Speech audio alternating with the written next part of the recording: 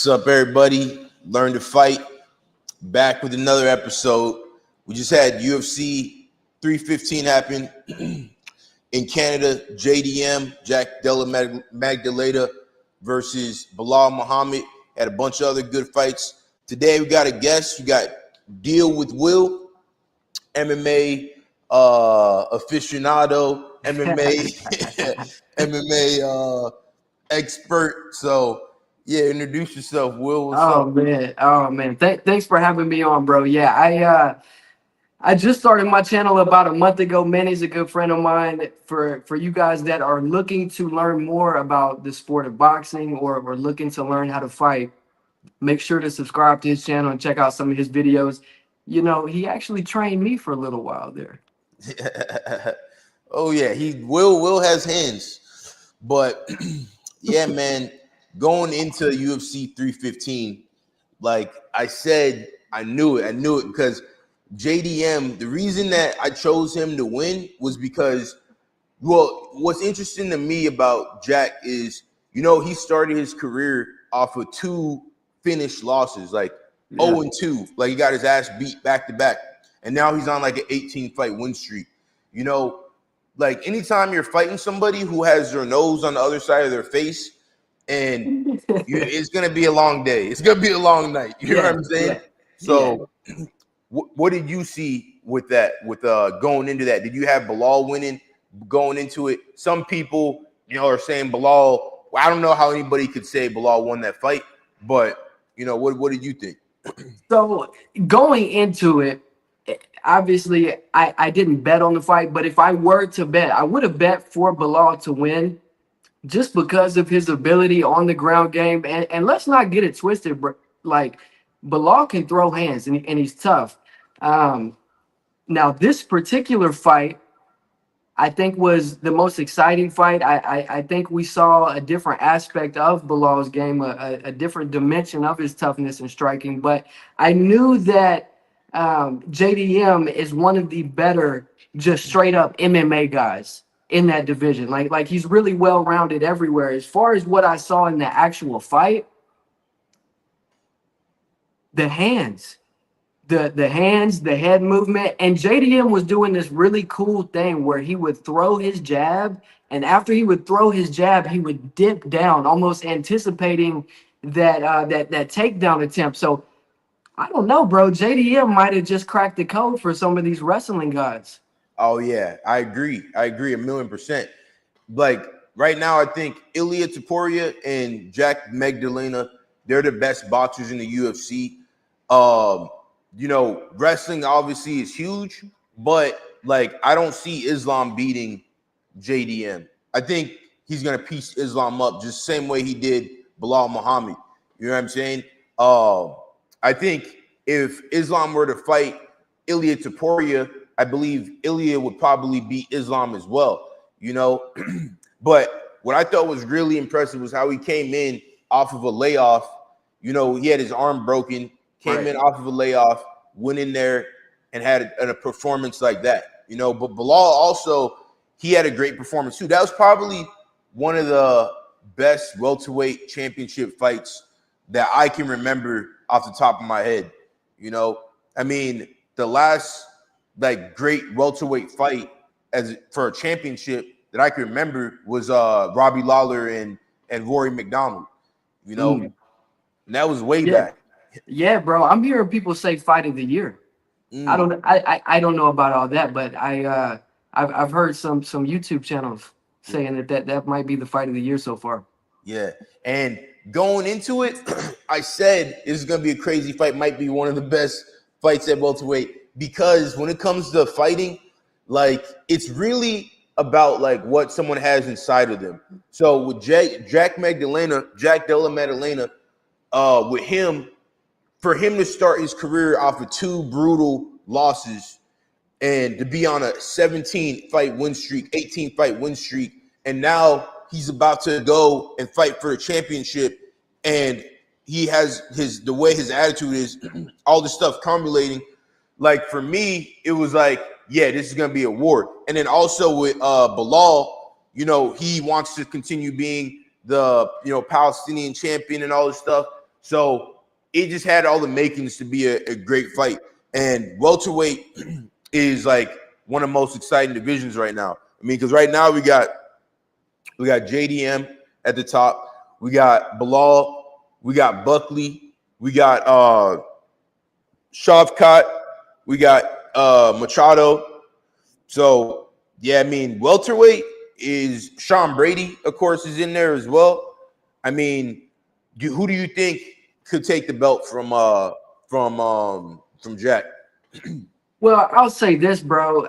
As soon as you mentioned that welterweight was one of the most exciting divisions, it instantly made me think it's probably one of the reasons is because the champion is not trying to run off to another division in this specific weight class. A lot of these other weight classes, guys are trying to get that double champ. They're trying to make all these big fights happen. Where in this weight class, we've seen guys fight the best. For a while, it was Kamaru before, and he kind of fought everybody. So as far as who I think can beat Jack, I think that it's kind of a tough question just because I don't know if I know really how good Jack is, bro. I could see a world where Jack gives everybody problems, but I could also see a world where a guy like Ian Gary might be able to find some success. I don't think Sean Brady has what it takes to beat him. I'll tell you that. It's a But similar yeah, style to Bilal. I mean, I think Jack is probably gonna be. I think his biggest threat is Joaquin Buckley.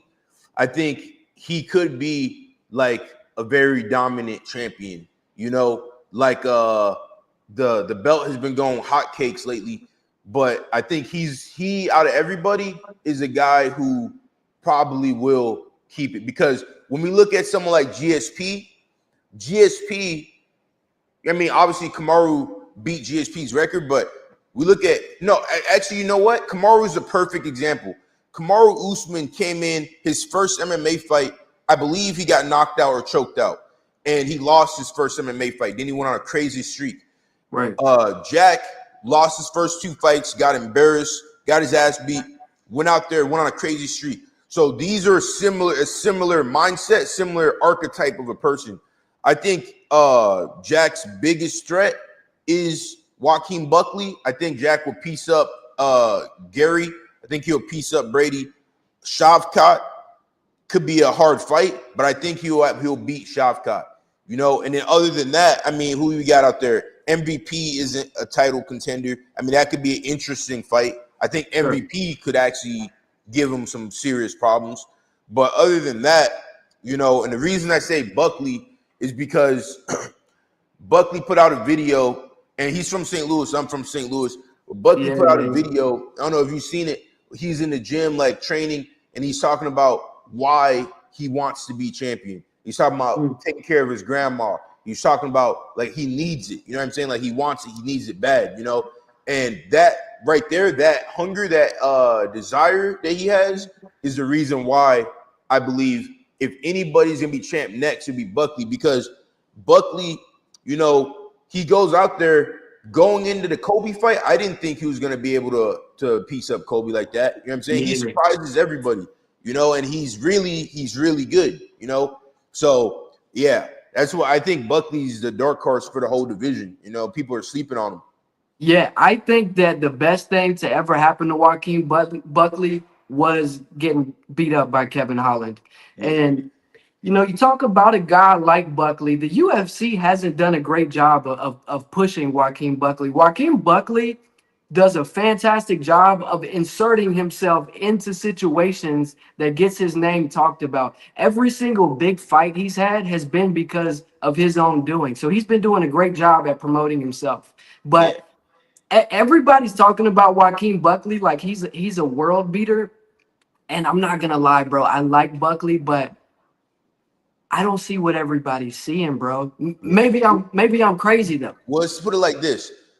Okay, so I was in the same spot as you. I was like, Buckley, me and Buckley were the same age. We're from the same place. And when he's coming up and I'm watching him fight, I'm like, he doesn't have this. His punches aren't that crisp. He doesn't have this. He doesn't have that. But when he goes in, right, he does that 360 spin kick, boom, knocks out Impa. The Impa went over to PFL, became the 2-time champion, right? Yeah. The thing is about Buckley, I mean, Buckley, what he did with Kobe, he just has an it factor. He has an it factor the same way John Jones, when he came into the game, when John Jones came in, and everyone's gonna be like, oh, he's talking about John Jones again. When John Jones came in, like when you saw him striking and throwing kicks and stuff, it wasn't like super crisp striking at all. You know what I'm saying? It looked kind of sloppy. You know what I'm saying? And Buckley, he's just been continuously evolving, you know, and I think people kind of underestimate him. And that's why I think, like, you know, he really is the guy, I think, who can really shock everybody. And I think he's going to shock everybody in this fight with Usman coming up. But Usman. Yeah. But if JDM fights Islam, because that's what it looks like they're saying is going to be next, I'm going with JDM. I think he's a good bet. Yeah, I think so too. I mean, here's the deal, bro. I think Islam and Bilal, they're relatively about the same size. Islam is a bigger guy at lightweight, but and what I'm about to say, don't get it misconstrued. I don't think that Bilal's wrestling is on the same level as Islam, but I just think that JDM is probably one of the toughest fights that he could take right now. I mean, that in my opinion, the Ilya fight is much more winnable. Ilya is a very small guy, bro. I don't know about that, dog. I don't think he's really that. Ilya, he's like the thing is about Ilya, he might be smaller in stature, but he's really not that. He's not very small. Nah, I mean, he was struggling to make 145. I mean, compared to 170 pounders, I think Ilya would be small. But I mean, yeah, Ilya, he also has an it factor. You know what I'm saying? Yeah, and I mean, he has the chance to reach out and touch Islam. I mean, Islam has been hit before, pretty much in all the recent fights. I mean, I think Hanato Moicano even touched him a time or two before he got finished. And with Ilya, if you get hit, you're gonna get hurt. But I don't know, bro. I think that Islam, what he should do is stay and defend his belt at 155. There's still a guy there that he needs to fight, and I think we all know who that is. Yeah, who's that? People might not agree with this. But the guy who I want to see is Charles Oliveira. I believe he deserves that second fight. And I think that's the fight that needs to happen. Michael says Armin. That's true too. I think Armin honestly would beat Islam. Armin's a fucking beast. Armin's super good. When we talk about MMA right now, like John Jones, I put him in a different category. But I think Ilya right now is the best fighter. You know what I'm saying? Like John Jones is the best, but let's put him in a different category. I'd say Ilya, in my opinion, is the best. Armin, I think is right under there. Armin is just ridiculously good. I think like Armin fought Islam, I believe, on short notice, and I mean they had a great fight, you know. So I mean I think there is a few guys at 155. I think Oliveira is a perfect matchup to beat Islam. There's a lot of guys there at 55. You know, I think Charles Oliveira is a great matchup to beat Ilya as well. You know what I'm saying? Yeah, and that's the fight. Apparently, that's about to happen. The reason why I didn't say Armin Sarukian, that's the guy most of the MMA community wants to see fight Islam next. But I think from a business aspect, Arman has hurt himself by not taking these short notice fights, by messing the card all up and rearranging that card, putting the card in jeopardy. And rankings wise, if you just look at that, he is the guy that deserves the fight next. But it's one of those things, bro, where like you just can't mess with the company too many times before you have to pay for it. I heard they were trying to make Armand fight Gamrot. That's how much they think about Armand. Yeah, And yeah, like I said, rankings wise, he does deserve it more, but I just feel like Charles and him had a very close fight. I felt like that was a winnable fight for Charles, and he's beaten everybody else except for Armand, and he always shows up. So I believe and he's a former champion. oh yeah, man. Matter of fact, let's talk about Charles. Here's the thing, right? This is what Charles Usman and Jack Della Maddalena have in common. Um, Charles Oliveira, he was a dude, he was losing fights, right? At one point in time, he had a record, like let's say he had like, let's say if he fought 8 times, he lost like half of them, or maybe he was like in the more of a losing thing. And then at some point, he turned the corner and became Yeah. who he is now. So I think, to be honest, for me, when we have like Islam's lost before, he's got knocked out before, but I think guys like Charles Oliveira, Jack, these guys have just a little bit, they just have a little bit more, you know what I'm saying? They just fight a little bit harder. I think if Islam gets in there with Jack, it's not going to be a good time. It's not going to be a good time. Yes. I think if he gets in there with Ilya, it's not going to be a good time. If he gets in there with Charles, it's not going to be a good time. Yeah, man, I think maybe I'm underestimating Islam, but I don't know. I'm just not sold. I'm not sold on it. Here's another thing to consider. Islam has fought a bunch of featherweights, and I'm not saying these guys haven't been great, because they are great. Even Dustin is a solidified lightweight at this point in his career, but he was a featherweight, and the reason why Dustin hasn't moved up is because he said, I'm too small. I don't like my chances up there at 170, and I just believe that Islam is going to face a different level of strength and competitiveness in that top 2, 3 in welterweight. I just Yeah. think it's gonna be. I think it's gonna be different. Now, I would have liked his chances against Bilal. Mm. Yeah, I agree. I like what you said there with the competitiveness. When JDM fought Gilbert Burns, and in that third round, where it was like he just hit another level. Like in martial arts, we're training. One of the things that you're supposed to do is like ha ha ha, like exhale hard. And when you exhale hard, you automatically inhale. So, but as the fight went on, you could see Jack started using just like every single technique. You know what I'm saying? And that's he literally became way better of a fighter in that third round with Burns. So if he were to fight Islam, I think it would just be by the third round, he would just destroy him. And he has the blueprint to do big damage on that style. Bilal and Islam, I mean, you could say Islam is better, but when we see both of them, I mean, Bilal's pretty damn good. You know what I'm saying? But what he Yeah, did to Leon Edwards is impressive. Some people would be like, "Oh, Leon's washed. He's on a 2-fight losing streak." Blah blah blah. Like, nah. Like, Bilal's good. So JDM has the blueprint, and I think the blueprint in MMA today, if you want to be the best fighter, perfect fighter, I think is you need to have really good wrestling and jiu-jitsu and really good boxing. I think those yeah, three are the most important things. Kickboxing is really important, but when we see someone like Alex Pereira is one of the best kickboxers ever. When he's in there, yeah, he does his leg kicks, but it's really his boxing that finishes things. right, You know, right, right. Yeah, and it would be totally different if Islam was going up to fight a guy like, I don't let's say MVP, or just one of these guys that are more one dimensional.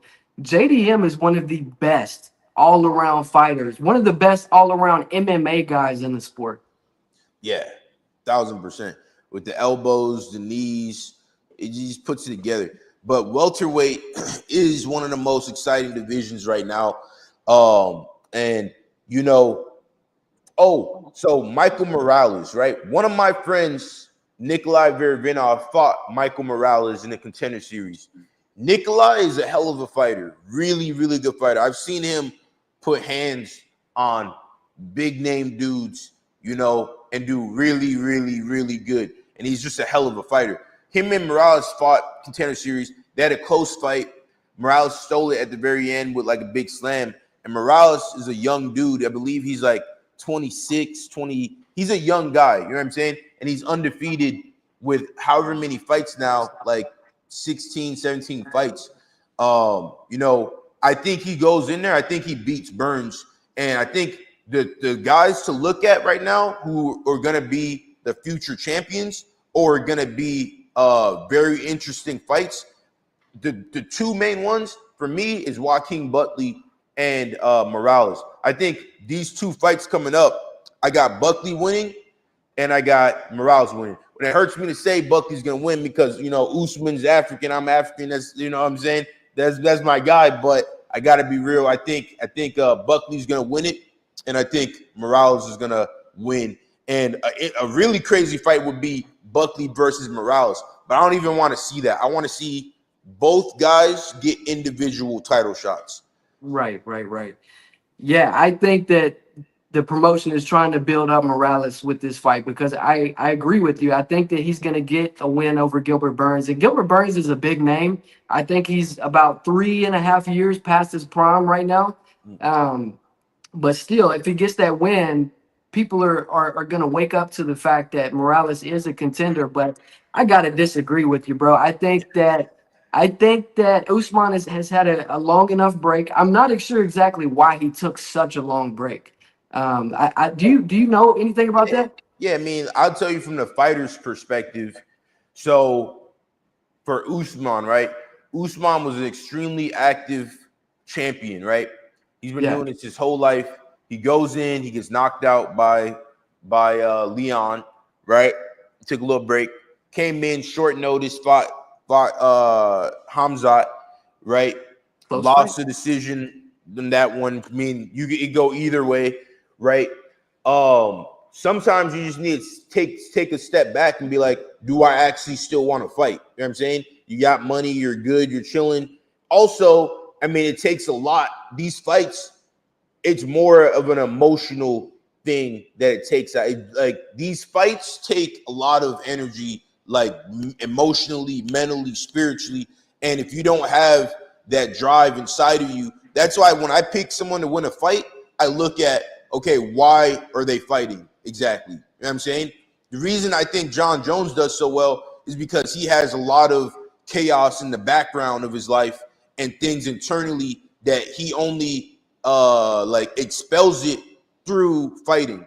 You know what I'm saying? So when we see like someone like Mike Tyson back in the day, his life was absolute chaos. And that's what made him such a good fighter, because the fighting was a release. So with Usman, I think he's made a lot of money. He was chilling, and he didn't have the drive. For him to come back and fight, Buckley, the reason I'm thinking he's gonna lose is because, well, why is he even fighting Buckley? What's the point? What's the goal? You know what I'm saying?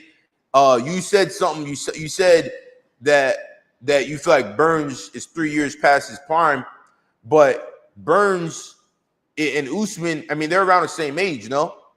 Yes, but correct, right? And I don't think that Kamaru Usman is still in the prime of his career, but when I look at the fight against Hamzat, and I look at how competitive that fight was, and had that fight, and I know we can play the if it would have been 5 rounds game, but really, if that fight would have been 5 rounds, maybe the result's different. Maybe if Usman would have had a second chance at that fight, he would have had a different game plan. It was a winnable fight, even though Hamzat did dominate the first round specifically, but yeah, so I'm just going off his last fight. It's the same thing as if Gilbert Burns' last fight was his Hamzat fight. I would probably pick Gilbert Burns, but Gilbert Burns is coming off of two really bad losses after the Hamzat fight against Gilbert Burns' last fight was JDM, right? JDM, and then Bilal before that. So I disagree. I don't think he's past his prime at all. Because in MMA, you know, most people don't become a champion until they're about, you 32, know, 33. 33, 34, 35, if they're in the heavier weight classes. You know, we look at someone like Volkanovski. Volkanovski's 35, I believe, right? And I think ultimately what it comes down to is how hungry you are, how bad you want it, if your motivation is correct.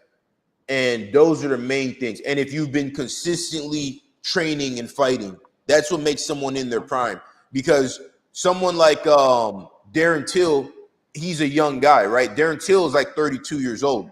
But Darren Yeah. Till, he passed his prime in MMA because at the time he was more motivated, super young, training really hard. But technically, he's in his prime right now. You know what I'm saying? Some of John Jones' best fights were in his 30s, you know? So, and he's still in his 30s. So I think the prime thing is more of a mental thing, because you look at someone like Cannonier, you know, Cannonier, he's in his 40s and he's still beating people's ass and, you know, Right. looks in great shape. And so with Burns, the biggest thing, the reason that I think both of them are going to lose for me is, why is Burns still fighting? You know what I'm saying? Maybe he wants to become a champion. He hasn't ever got the belt. Maybe that's why. If that's why, okay, that's a powerful reason. Right. Kamaru, why is he? What's the point? You know what I'm saying? Why?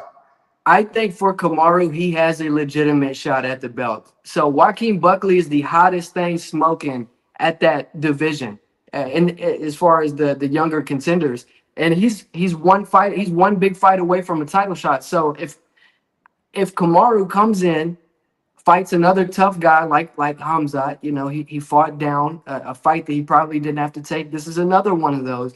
And I think if he gets the win, I think you throw him in the mix. At the very least, he gets Bilal Muhammad after, and then, you know. So I think for Usman, he's a lot closer than Gilbert Burns is.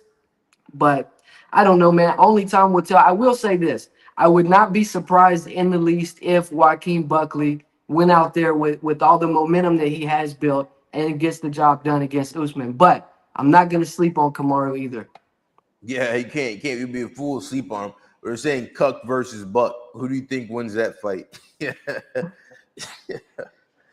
do you think? For me, I think I see, you know, with Ian Gary, I've been watching him for a minute. He's a great fighter, great striker.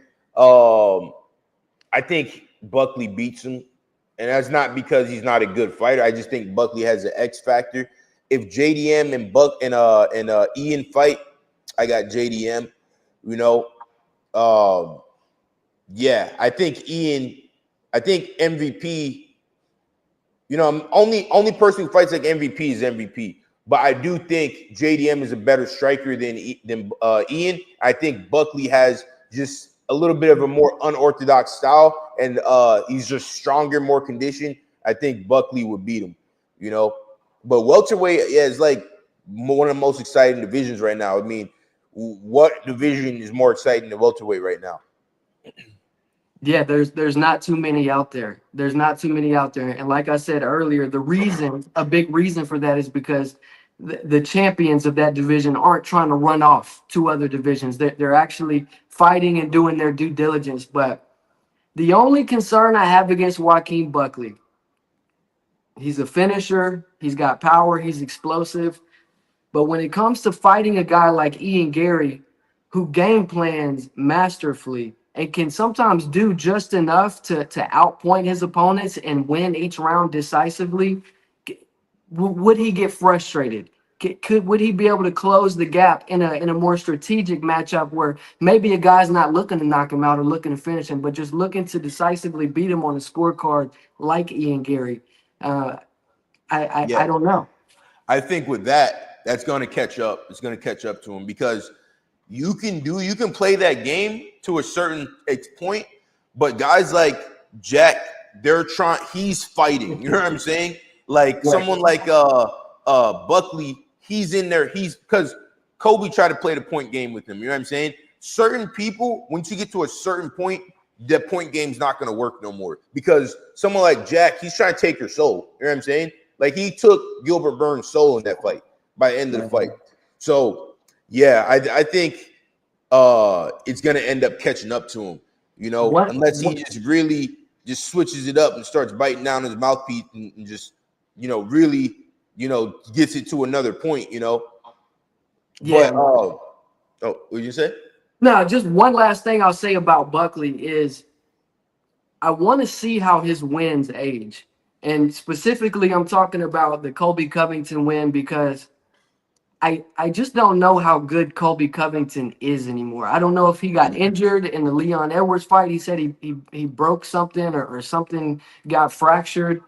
And we'll see against Kamaru Usman because I think Kamaru is going to bring his A game and I think he'll have a tough time with him. But that's another thing with Buckley.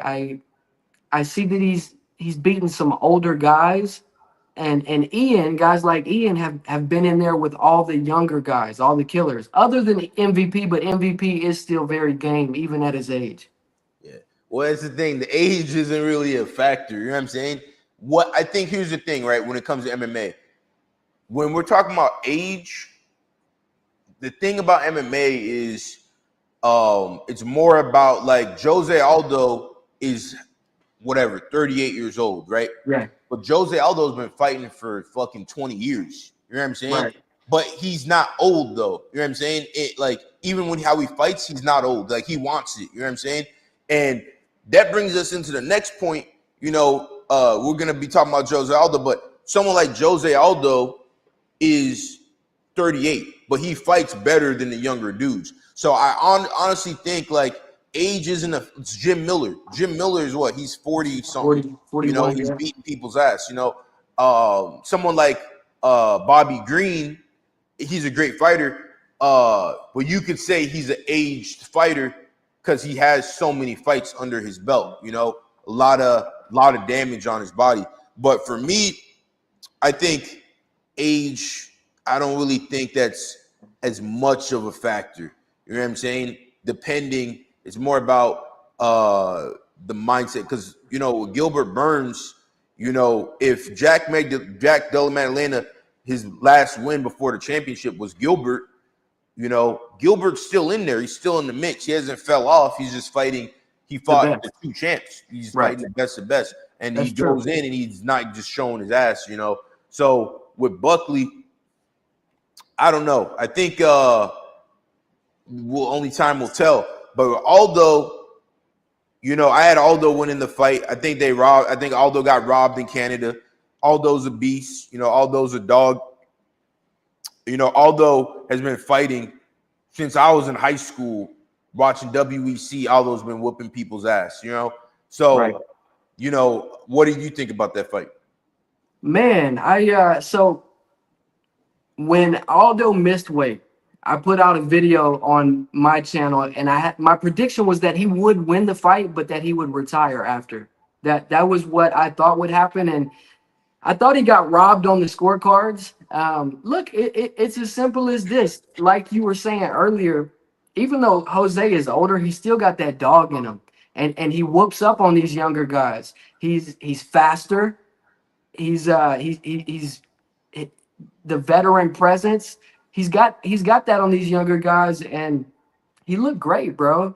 And I know the third round, the optics are horrible, just because he was getting his head crushed like a watermelon there in the last 2.5 minutes. But how do you score a round whenever Aldo knocks down Zahabi, what, 2 or 3 times, hurts him really bad? But then, in the last half of that round, he's able to get the takedown and land some big elbows.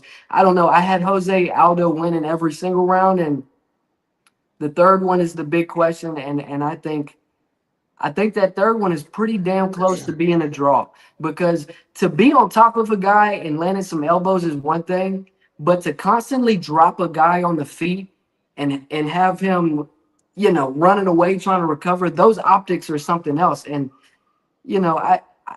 I had someone put in my comments, I think that the judges should have to do post fight interviews to kind of explain their criteria of what they saw, and I think that's a good idea. What do you think?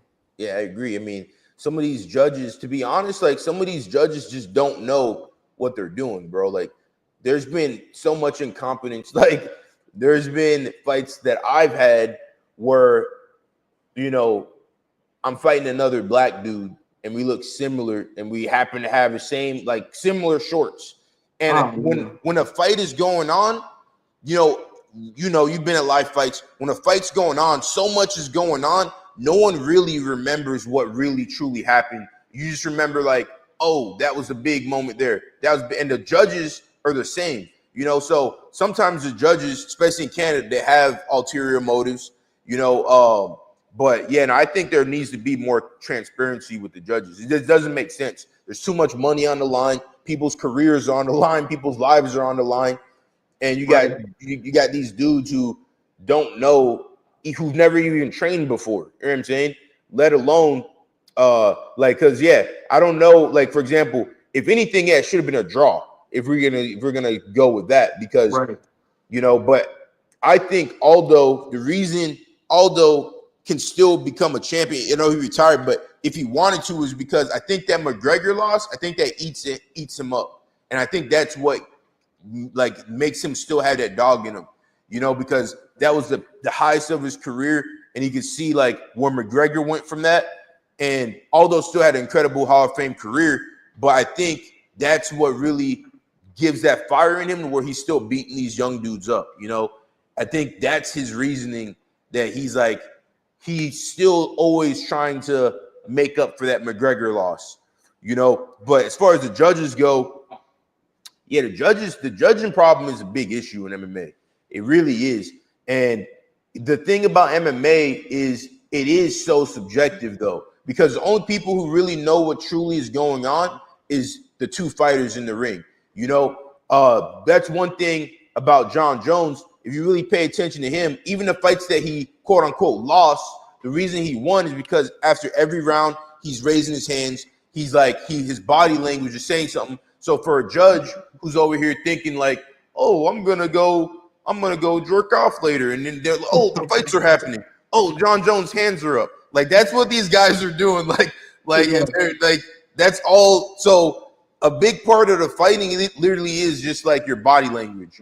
It is super. And the reason that the judges gave it to Zahabi, I don't know. I don't know why they would give it to him. Could just be, someone had some money down. Could be the fact they're in Canada. Maybe the crowd swayed the judges. Maybe maybe a judge literally thought that Zahabi was Aldo. Like I shit you not, some of these judges are so incompetent. They don't even watch the sport. Like one of the judges might thought that Zahabi was actually Jose Aldo. Yeah, that's crazy. Yeah, I don't know, man. It was a great performance from Jose. I think that he gassed himself out there in that last round. He could have been a little bit more smart because the hobby's incredibly tough. I don't think anything Jose could have done was going to put him out. I just think he kind of had his mindset that he was going to hang in there. And, anytime you leave it up to the judges, there is that realm of possibility, but the optics of that last 2.5 minutes of Jose Aldo getting ground and pounded really bad. I mean, that was tough. That was tough. Yeah. Hey, hit that like button, guys. Don't forget, hit that like button, show some love. But yeah, the end of a fight is more important than anything.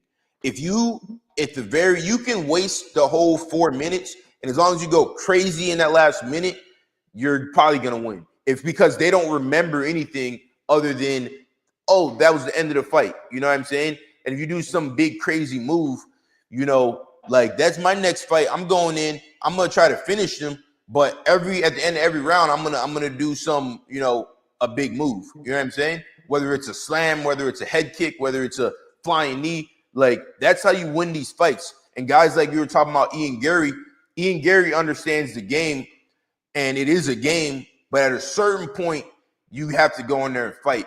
And you were saying Zahabi is as far as age goes, Zahabi's not no young buck either. He's like 36 or something like that, 37, I believe. Something around that age, like similar age to Aldo. You think Zahabi could become a champ? No. Yeah, I hate to say it because I like Faraz, but I don't see Zahabi, really getting the belt either. You know what I'm Man, saying? it's killers in featherweight, man. Yeah, featherweight is actually, I feel like featherweight is really, they're the most skilled fighters. Like we could talk about like light heavyweight, heavyweight. There's great fighters, but like McGregor at his prime, at his peak, he was like you got John Jones, of course, but McGregor was just doing magical stuff. And when you see Ilya right now, I mean, it's hard to say Ilya is not like the top guy. You know what I'm saying? Right. So that featherweight belt is like the most skilled belt. It's such a hard division, and Zahabi, I mean, I don't really see it. I mean, Volkanovski, he'd have to fight Volk, he'd have to beat Volk, right? Yeah, Maybe yeah. they could cook up And behind maybe they could him, who's that? Diego Lopez, Yair Rodriguez, Yeah. Mobzar Evloev. Yeah. Uh, yeah, bro. Nah. Yeah, yeah. Evloev, that's a dude to watch out for. Yair is looking like a beast right now. So that's a hard way. That's a hard road to get to that belt. It's a real hard road to get to that belt. Yeah, you beat Aldo. A lot of people are questioning it, but yeah, I mean, regardless, congrats to him. You had some good takes on Benoit Saint Denis in his fight. Bro, I put out a video and I said, I think Benoit Saint Denis might just have worse fighter IQ than Michael Chandler. Yeah. And the reason I said that was because he gets himself into trouble on the feet. He puts himself into these bad striking exchanges where he gets hurt. And the thing is, he doesn't have to do it. He's a great grappler. He's a good wrestler. I mean, Benoit possesses the tools to really compete with these guys at the top of 155, but he's just got to fight smarter. I'll notice when he gets in these striking exchanges, he's almost throwing from the hip, just leaving everything open. And he's lucky he didn't get beat. He's lucky that one of those punches he got caught with didn't put him away, because that would be 3 in a row. And I just don't, he would be out of the rankings. And but that's not the reality. The reality is that he did get the win, and he'll probably get another big fight, something that will further him in the rankings. But I like Benoit Saint Denis. I really do. I just think that some of his tenacity and ferociousness gets him into a little bit of trouble. He's able to hurt people on the feet. But you understand this more than anybody, Manny. You might think you have a guy hurt, but that might not be the best time to just go in guns blazing. Yeah, I think the thing with Benoit Saint Denis, you're talking about fighter IQ. I think he's just a warrior. You know what I'm saying? Like, he's a guy that is he goes in and he's just going for war. He's going for blood. But obviously, you're fighting someone like Poirier. You're gonna get clipped. Someone like Poirier would have found the openings on him there for sure. Some of the more crisp guys in that division are gonna find those openings, but I think, and Benoit Saint Denis isn't a young guy either. You know what I'm saying, quote unquote. But I think he's a good fighter. I think he's a great fighter. At 155, there's a lot of tough fights. I would like to see Benoit fight Dan Hooker. Dan Hooker, that'd be a good fight. I like Dan Hooker or Fiziev.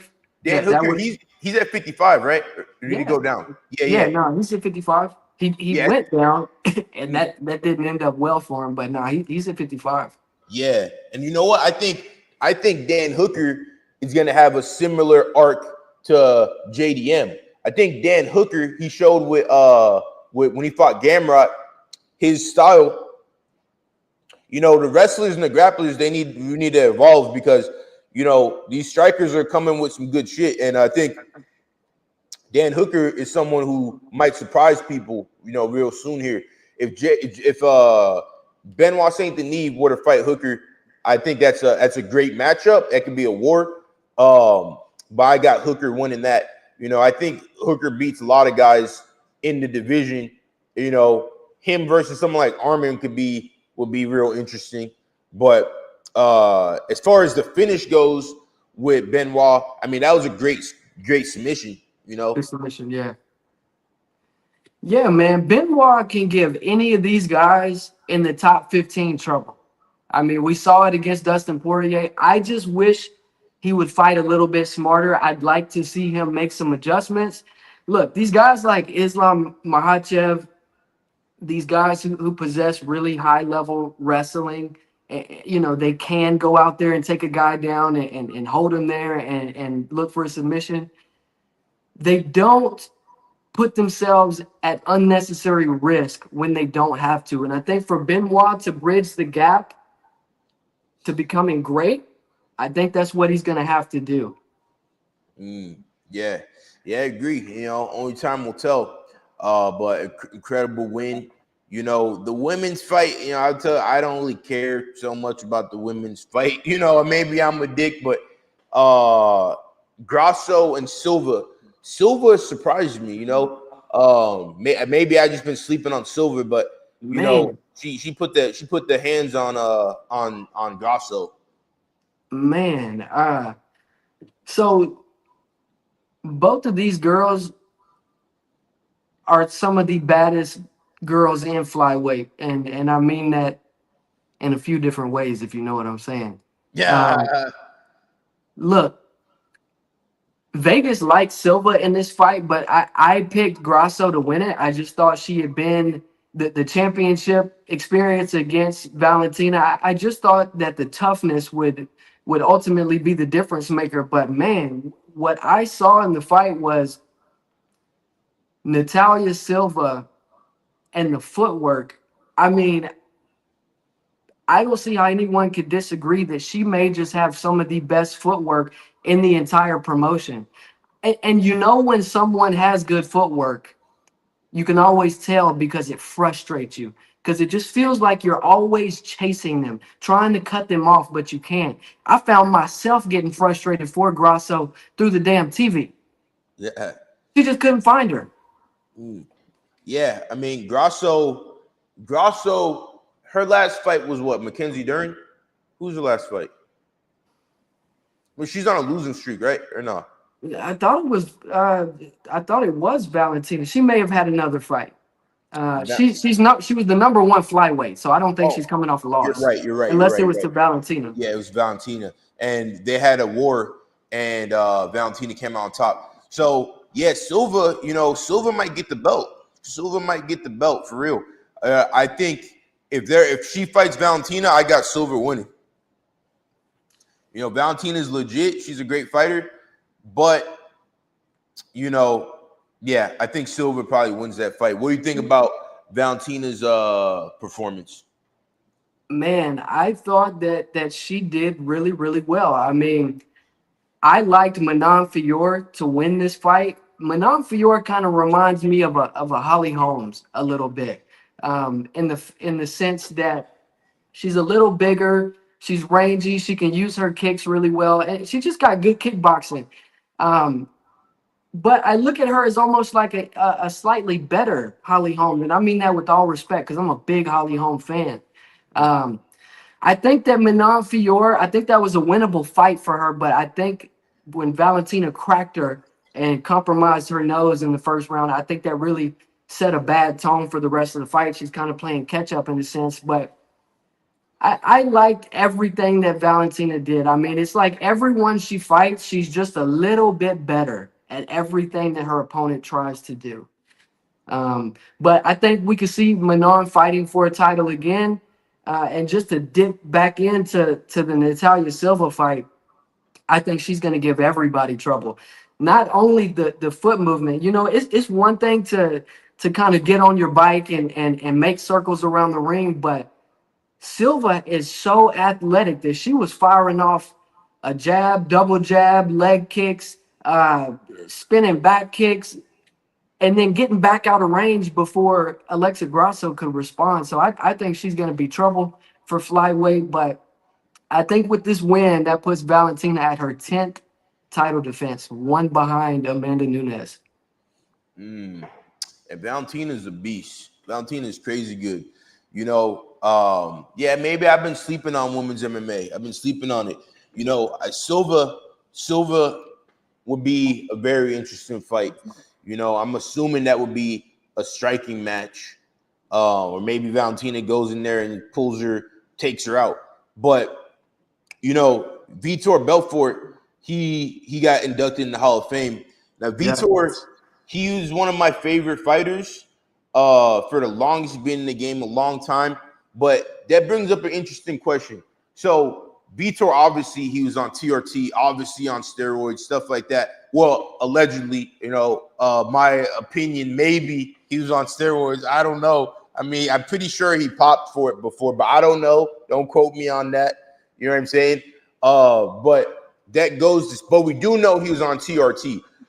So what do you think? You think?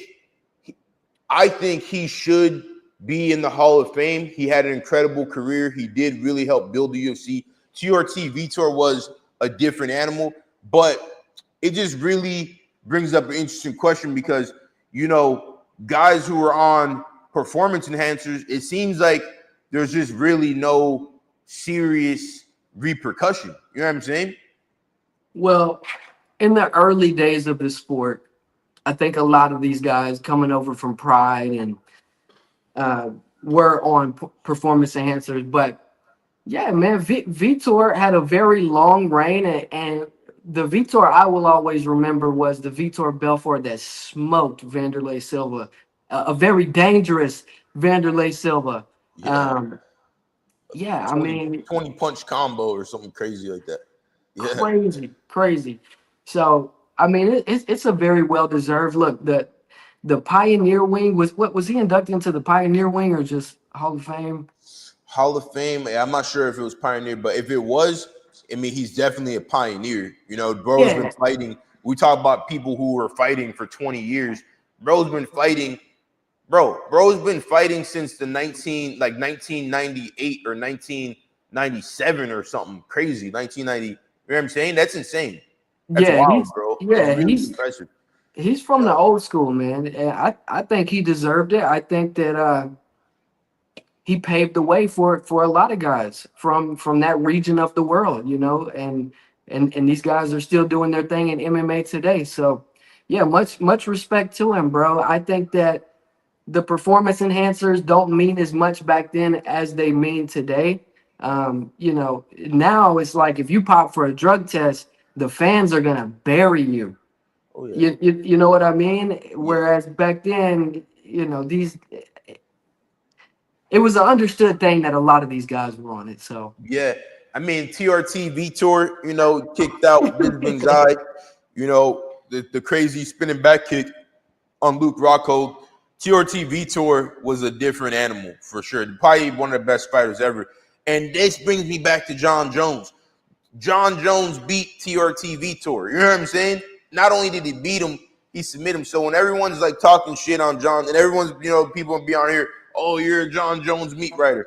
Nah, John Jones is just the best, but he's the truth. he really is. But Vitor, Vitor is an interesting guy to me because, Vitor,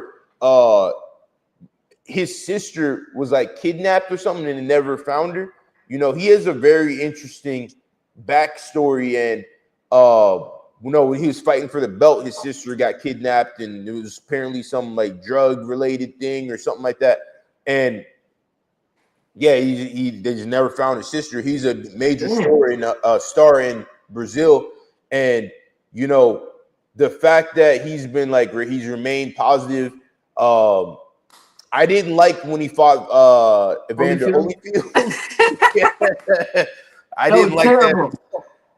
That was It's like, terrible. bro, come on, bro. You're gonna beat his ass like that. Bro's 58 years old. I think that was messed up, but Vitor he's a great fighter. He's had a lot of great moments. We've seen his fights. I don't think he should have done Holyfield like that. But if you choose to step in there, I guess that's just what it is. Yeah, The moment he had with Anderson Silva when Anderson Silva landed that kick, bro, on him, man, Vitor Belfort, man, spent a lot of time watching his fights. Yeah, bro. He's definitely one of the greats for sure. TRT or not.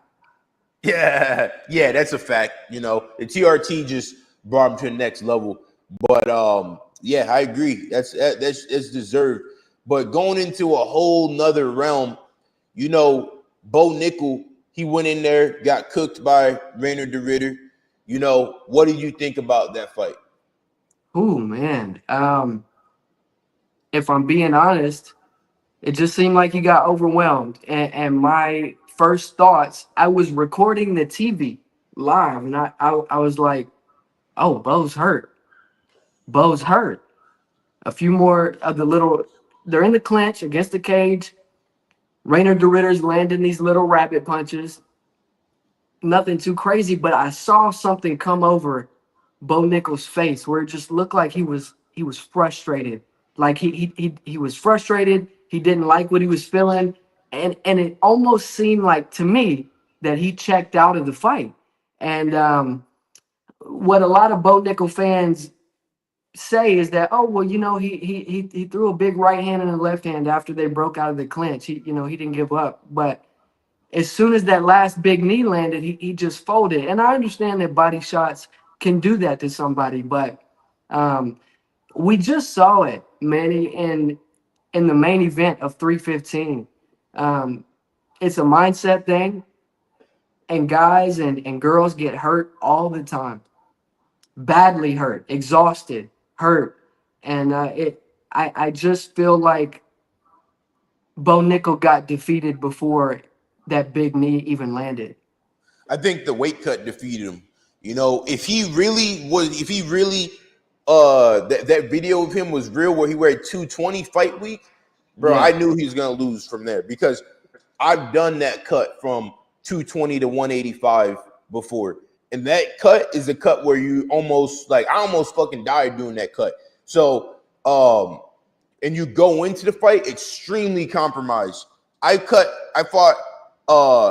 from 225, I believe, to 185. I fought a guy named Luis Franciscanelli, who's probably like the top welterweight prospect right now in the world. He's knocking everybody out first round. That's someone to watch at welterweight for sure. I think he would beat Ian Gary and a lot of these dudes. But when you're cutting that much weight, his mental is there because he's a high-level competitor. But the problem is you were defeated in the weight cut, and your body is so compromised going into it. We've seen it so many times with guys like Johnny Hendricks, Anthony Johnson. Those are two that come to mind off the top of my head. Even Daniel Cormier.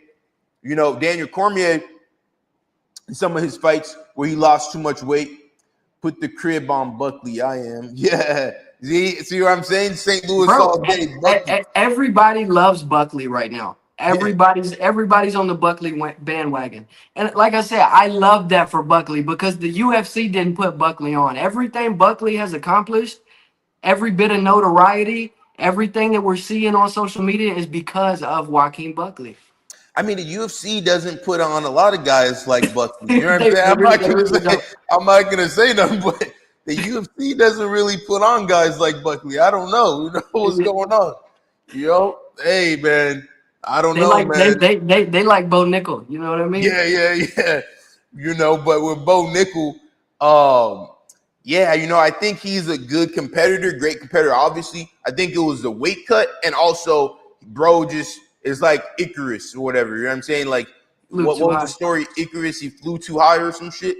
Yeah, bro. Like, you're coming in, your first fight, you fought a bum, you knocked him out. Cool. Okay, now you're in the UFC. Now you got to fight the real guys. Okay, you have a couple easy fights, but now you're stuck. You know what I'm saying? There's no going back. You're over here in 185 saying that you're gonna beat Hamzat. You're not beating Hamzat. RDR beats Whitaker. Hate to say it. I agree 1,000%. Who do you think wins that fight? RDR versus Whitaker. Oh man, don't do it to me, bro. Don't do it to me. Yeah, my heart says Rob Whitaker would have enough in him to get that done, but man, RDR looks good right now. But I don't know. So let me ask you this. Let me ask you this, Manny. Is this because you have this sort of experience? Is this something, the weight cut, that could have been handled a little differently, going a little earlier, but like before the fight camp? Do you slowly taper the weight, or Yeah. does he just need to move up to light heavyweight? Nah, if you're cutting from 220 on fight week, that means you need to go light heavyweight. So perfect example is with Yuri Prohaska, right? Yuri Prohaska in his last fight with Jamal Hill, he came in fight day weighing, I believe, 208, or 208. So and Jamal Hill weighed 220 on fight day. So if Bo Nickel is coming into the fight weighing, or coming in fight week weighing 220, now mind you, if you get to fight week, that means you've been training for 8 to 12 weeks.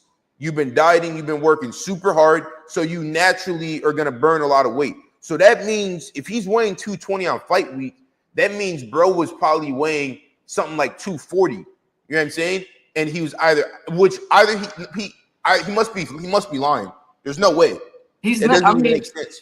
he's 6'1". I mean, he's not small, but he's not huge. I don't see where the weight would be at, because you look at Bo in the cage. I mean, he's not this overly muscular dude where you could see how he would weigh that much.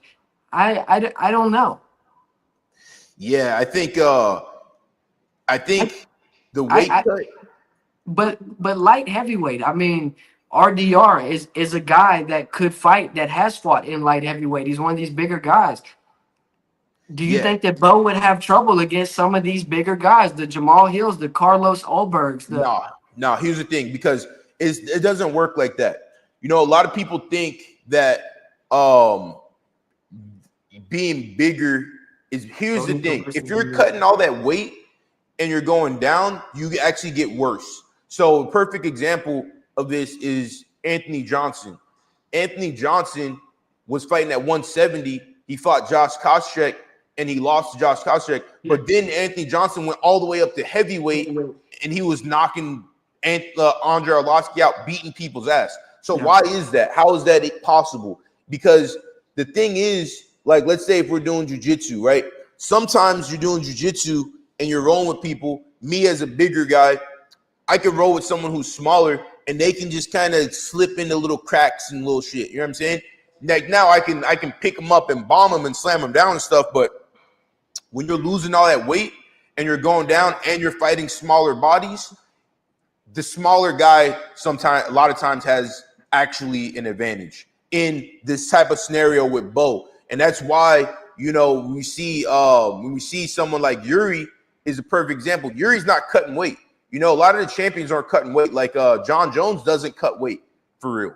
He cuts like 10 pounds. And you've never seen him struggle with weight. You've never seen him miss weight. So Bo Nickel, yeah, I think if he goes up to 205, and when we go up to 205, let's look at the top 10. Yeah, we have Khalil Roundtree. We got Jamal Hill. We got Yuri. We got, you know, and someone said Bo versus Yuri. Yuri's going to fuck him up. But regardless, like, he's never felt that kind of pressure. Yeah. Let's say Bo Nickel were to fight Lionheart, right, before he retired. I think Bo Nickel could win that fight. So, you know, 205 is probably a more, I don't want to say safer weight class, but he could do good at 205, I believe. And the guys who aren't ranked at 205, you know, it could be potentially just a better situation for him. Because right now, if he at 185, if he fights Jared Cannonier, he's gonna get destroyed. You know what I'm saying? Like what Jared Cannonier did to Derek Brunson, it would be like that. You know, probably worse than that. You know, so when we look at that top 10, who's he gonna fight? You know what I'm saying? Who's he gonna fight? He's gonna get destroyed by everybody in that top 10. You know, so because when he fought Paul Craig, to be honest, I had Paul Craig winning that fight. You know, so Paul Craig's a bigger guy.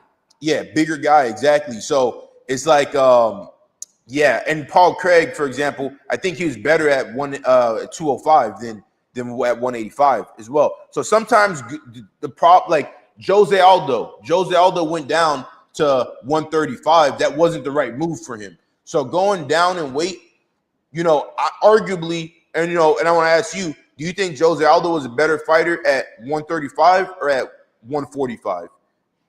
When you see those fights, or when you see those fights. Well, I mean, just because of the body of work at 145, I No, gotta no, say 145. no. But Take the body of work away. We see Jose Aldo, the way he moves at 145, and then the way he moved at 135. Which fighter, yeah, I mean, I would have to say 145, but he was still very impressive at 135 too. Oh yeah, no, don't get me wrong. He was a hell of a fighter at 135, but Yeah, yeah. that's his So division. 145 is where Jose belonged. So yeah, maybe that's the move for for both. Bo Nickel. I Yeah, don't know, going up. man. He's got some tough decisions to make, and with him being a wrestler, cutting weight is something he's had to do his whole entire life. I was just out in Atlantic City for work, and one of my coworkers is a junior college wrestling coach out in New Jersey, and he just told me just how tough it is and the mentality that you have to have, because some of these guys, they start wrestling at 6, 7, 8 years old, and they're cutting weight at these early ages. So I don't know, bro. I think Bo should try to make it work at the lower weight class. I don't know. I think a lot of these guys in light heavyweight, the only thing that worries me is how big some of these guys are. But there's not a lot of true wrestlers at 205, so he might find success. I mean, the size isn't the issue because you look at someone like, hit that like button and let me know, have you guys ever cut weight before? What do you think? But look at someone like Jalton Almeida, right? Jalton Almeida is at heavyweight and he's I weighing love what, Johnson. 230, something like that, 230, 245. And you're Yeah, fighting dudes who are big. So at a certain point, the weight doesn't really matter all that much. You know what I'm saying? that's a great point. That's a So great point. like when you're in the smaller weight classes, it's different. But once you hit a certain size, the game completely changes. So because you would think that that John Jones fighting Cyril Gane, you would think he wouldn't be able to just ragdoll him down and but that's what happened. So or even Francis Ngannou when he fought the Renan Ferreira. Renan Ferreira is a big boy. You know what I'm saying? Real big dude. Francis Ngannou just went there, ragdolled them. So yeah, weight cutting is a thing that, to be honest, you asked about Kamaru Usman earlier, why he didn't fight. He might have not have fought for a while because he didn't want to cut weight. That's weight cutting makes people not want to fight, because it's just, you got to be disciplined. Then when you actually go to cut the weight for real, it's just a terrible situation. Nah, never cut weight, but it definitely affects strength, endurance, mental focus, everything. Yeah, I agree. Lloyd, you've been in there in some of my weight cuts. Like the weight cut is something that's like, it's like a spiritual thing. You know what I'm saying? Like you have to train. Like bro, I'd come to practice some days and I'd be so drained and so tired and just dead. And we're doing round after round after round, and I'm just sitting, just trying to survive because I had nothing in my body, no sugar in my body. And cutting weight makes you really, really tough. But at a certain point, if you've been doing it for years, the weight cut almost becomes the fight, and then you lose your actual fight feeling. You know what I'm saying? McGregor, perfect example. When he's at 145, bro was damn near dying every single time. You can only do that for so long. And in MMA, I think you can only cut weight if you're doing those extreme weight cuts for 5 years. And then when you're talking about guys' prime, that's when they get out of their prime. After that the combination of the weight cuts and how hard the fights are, that's when you see someone get out of their prime. That's what happened with Darren Till. Even though Darren Till's a young guy, 32, 33 years old, but at some point people are like, dang, he fell off. In reality, he probably didn't really fall off because his last fight in UFC was DDP, and he had a good fight. He did. He had a great fight. But when you look at his body and you see how he's changed, and you're like, dang, he's aging. Like, what happened? The weight cut is the reason Darren Till ain't in the UFC no more. You know what I'm saying? And the knee injuries and that stuff. But yeah, I think Bo should go up to 205. It would be a lot of times I didn't want to go up in weight because I didn't think I was big enough. But that's ridiculous because I'm huge. You know what I'm saying? When I see myself next to other dudes, I'm like, oh shit, I'm actually bigger than this dude.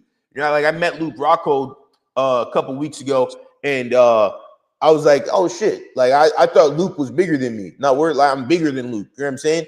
But in my mind, sometimes I'm like, no, I'm too small for 205. You know what I'm saying? Or I'm too not big enough for heavyweight. No, I'm big enough. So that's why you see guys stay at certain weights and stuff like that, just because they believe that they're not big enough. But cutting weight is trash, you know. It really is. You're going to do it for so long. The best of the best don't really do it like that. George St. Pierre cutting 10 pounds. John Jones cutting 10 pounds. BJ Penn in his prime wasn't cutting weight. You know what I'm saying? I mean, the list goes on and on. The heavyweights, they're not cutting weight. You know, the list goes on and on.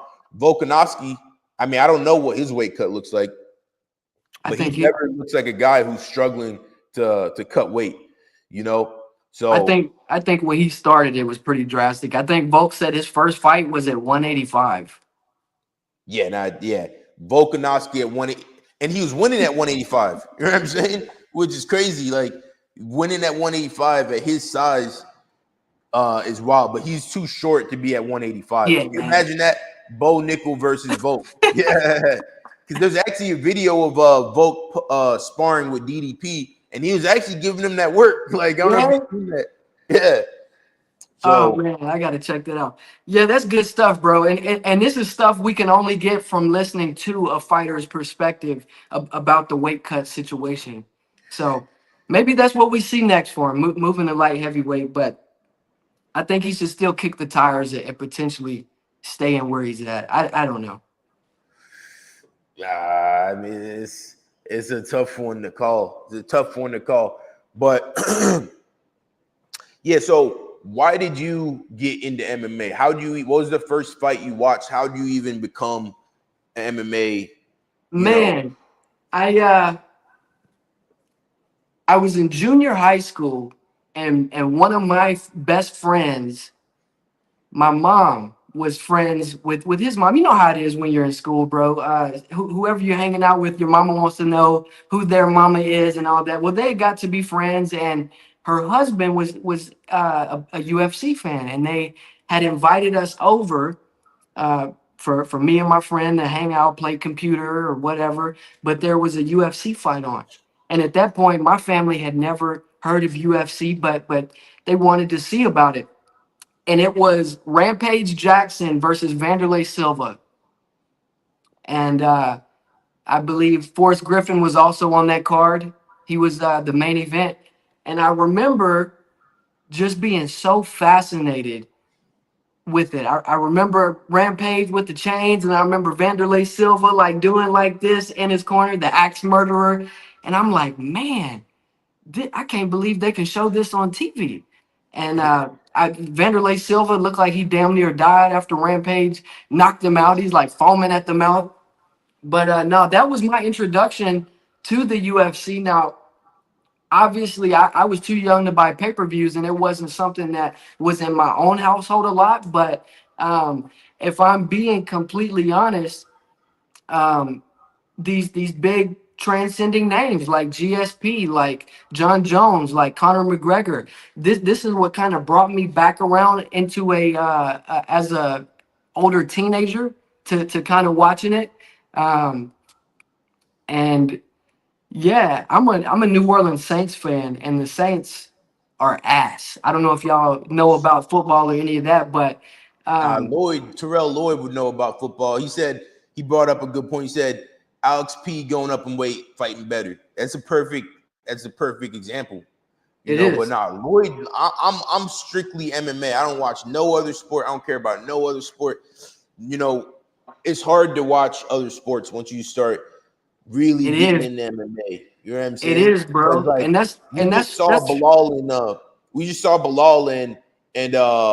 JDM go to war. How are we gonna go and watch like football now? You know what I'm saying? right, right. Yeah, bro. Um, it's something you can watch pretty much every weekend. There's always something happening, and it's just something that you can relate to on a molecular level. We all understand violence. You know what I'm saying? It's a universal language. So And yeah, bro, since a late teenager, I've just been hooked. But the seed that was planted was the Forrest Griffin, the Vanderlei Silva, and Rampage. Forrest Griffin, Vanderlei Silva, Rampage. Yeah, it was wild because when I came to California, I came to California. You know, I one of the first people that I actually was sparring with was actually Rampage, and it was trippy because it was like, you know, someone I've been watching on TV for so long, and then here I am just sparring with him. You know what I'm saying? And he's a cool dude, and it's just interesting. It's interesting. You know what I'm saying? And I met Vanderlei too. I met because, you know, training Kings, and Vanderlei, you know, trained with Rafael Cordero, my coach, for a long time. I met Vanderlei in person. Vanderlei is an intimidating dude. You know what I'm saying? Yeah. Like, he's just a regular dude, good dude, but like thinking like, oh man, this is the axe murderer. You know what I'm saying? Even though he's an older fighter now, but he's a beast. Like Vanderlei, I could imagine you're going in there, you're fighting Vanderlei. Like, you better be on your P's and Q's. You know what I'm saying? Yeah, speaking of, Rampage was at your fight, bro. Yeah, Rampage is there, Tony Rampage, Ferguson, yeah, Tony, Nate Nate Diaz. Diaz, yeah. Oh yeah. You know, But like, everybody, that's what's so special about where you're at, where I was living at for a long time. Everybody's out in OC. yeah, They yeah, all yeah. out there. Yeah. The MMA world is huge out here. Yeah, all the time. Like, you know, running to all types of fighters. You know, I met Luke just out at a club, you know, and Luke pulled up. Me and him were chopping it up. We were like, yeah, we're gonna go train soon, blah blah blah. I'm talking about Luke Rockhold. And he's a beast. He's a hell of a fighter as well. But Yes. I've met so many different guys and trained with so many different guys. Only person I really want to meet and train with is I want to meet Francis Ngannou. I want to train with him, and I want to meet and train with John Jones. You know, that would be great. You know, just because I got so much respect for John Jones, because he was like the guy I was watching in high school. You know, listening to his backstory, and regardless of the controversies he's had, he's someone that I really respect, and I think he's just an incredible fighter. And I think it's interesting how, you know, there's always the new chick with the big tits, right? And Yeah. that's Tom Aspinall. But when Yeah. we talk about someone like John Jones, who's been a champion for so long, like it's like we did some wrestling practice with Cejudo? Henry Cejudo. Yeah, he came to Kings a few times. Yeah. Um, but it's like, it's just funny to me. You know what I'm saying? Like, people forget so quickly in MMA. When we talking about someone like John Jones, you know, whenever he was gonna fight Cyril Gane, people are like, remember how they were talking about Cyril Gane just 3 years ago? What? Oh, like he was the 3 years ago. fastest, best heavyweight we've ever seen in the world. He's Yeah. gonna, yeah, And yeah, that's I how they're remember. talking about Aspinall right now. Aspinall is really good. Yeah, he is. But if he goes in there and fight John Jones, he's gonna get packed up. You know what I'm saying? And I put money on that.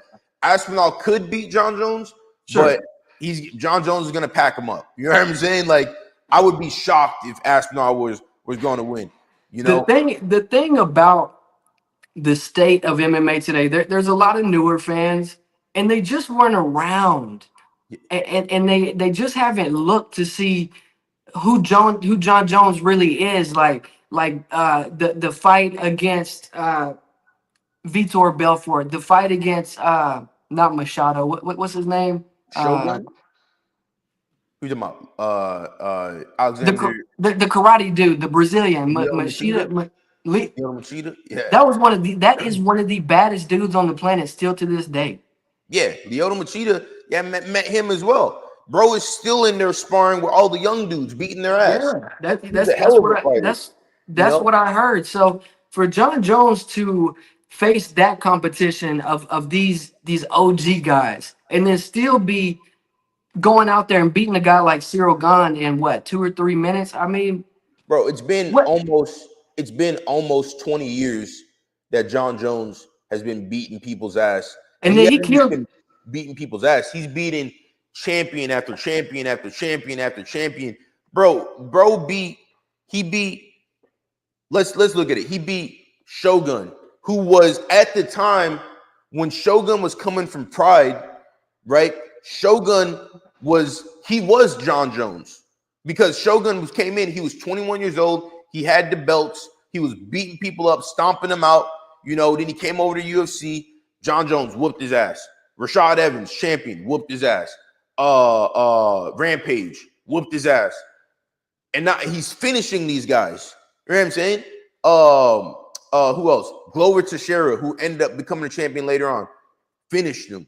The list goes on and on and on and on. Those are 5 champions right there, and there's more on the list. Like John Jones is so good that people just kind of like forget his wars with Alexander Gustafsson, right? When he whooped Dominic Reyes' ass, you know what I'm saying? Yeah. When he put the beat on Dominic Reyes, yeah. So Chael Sonnen, he whooped his ass. Like, Yeah. bro, John Jones is just he's a different animal. Terrell says, I went JUCO with Jones. Best wrestling JUCO in the nation. He's been that guy. Yeah, Terrell, he's a super athlete, Where did he go to JUCO? Arizona or what? Where John? He went to I don't even know. But yeah, I remember he was in there and he became a national champion JUCO, John Jones, and then he went and I think he had a baby or something. So then he started doing Iowa Central. Iowa Central, that's right. Yeah, Iowa got some good fighters out there. Midwest. Damn good wrestlers for sure. Good wrestlers. Yeah, I had my first fight in Iowa. Fought dude Gabe Rodriguez and for Cage Aggression MMA. Went out there, it was freezing. That's all they do. In the Midwest, is all we do is just sit around, fight. There's nothing else to do, But yeah. But yeah, man. And when we talking about that's why I like Francis Ngannou as well. I think Francis is also a dude that the MMA fans just really, really sleep on. You know what I'm saying? Because what Francis has been able to do is just insane. And when we talked about earlier, like we were talking about, when it comes to fighting, you gotta look at someone's inner being. With Francis, it seems that he competes at his very best when he's fighting, when everything's against him. Like there's no way you're supposed to win. You know what I'm saying? You went in there, you got packed up by Stipe, you're gonna get your ass beat. No, just destroys him. You're gonna fight. Oh, you're gonna fight Tyson Fury. You never boxed before. Your first boxing fight. All right, goes in there, whoops his ass. I think if Francis were to fight Jones, I hate to say it, but I think Francis would probably win that fight. The fight's probably never gonna happen. Jones is my guy. Don't get me wrong, but I think just based on the person who would be most likely to beat John Jones would be Francis. Really nobody else. I don't see. Aspinall is great, but here's the thing as well, right? We were talking about earlier how UFC doesn't promote guys like let me see. Guys, you think a guy like Rico Verhoeven would do well? I think Rico Verhoeven would do great in the UFC. I think he would go in just like Alex Pereira. I think Rico is a hell of a fighter. Rico, he's a huge dude, incredible kickboxing. I think he would do great. He was supposed to sign a contract. Yeah, I think the money just wasn't there. That's ultimately what it comes down to, because you see the dude who Alex Pereira lost to in kickboxing. He came over to UFC, whooped someone's ass in Contender Series, and then they were just offering him some shitty contract, and he's like, "Nah, I'm out of here. I'm going." And he's actually fighting Rico now. Yeah, Artem Volatov. He's fighting Rico. Yeah, I would love to see Rico in the UFC fighting someone like Aspinall or fighting someone like Alex Pereira in heavyweight. Rico Verhoeven. You know what I'm saying? That'd be crazy. But but yeah, like we were saying with Buckley, UFC doesn't promote him, right? UFC, they were rocking with Francis at one point, but then they weren't. Yeah, UFC just really doesn't promote guys like that. That's why for me, Aspinall is not all that, because for me, it's just like they just want a Patty Pimlet. You know what I'm saying? Aspinall is a great fighter. Don't get me wrong. Patty Pimlet is a great fighter. Don't get me wrong. But there's guys like Michael Morales. UFC hasn't promoted Michael Morales at all. You know what I'm saying? Like zero. The average MMA fan doesn't know who Michael Morales is. Michael Morales is essentially, nobody's like John Jones, but if anybody's close to being like a John Jones, it would be Michael Morales. Dude's undefeated, young dude, right? He's what, like 17, 18, 19 and 0, and he's like, I believe he's like 26 years old or something like that. And he's coming in, but UFC is just not promoting him. Okay, now he's fighting Gilbert Burns. If he goes in there and just destroys him, maybe they'll start promoting him. But that's my issue with Aspinall and, the way they're hyping him right now.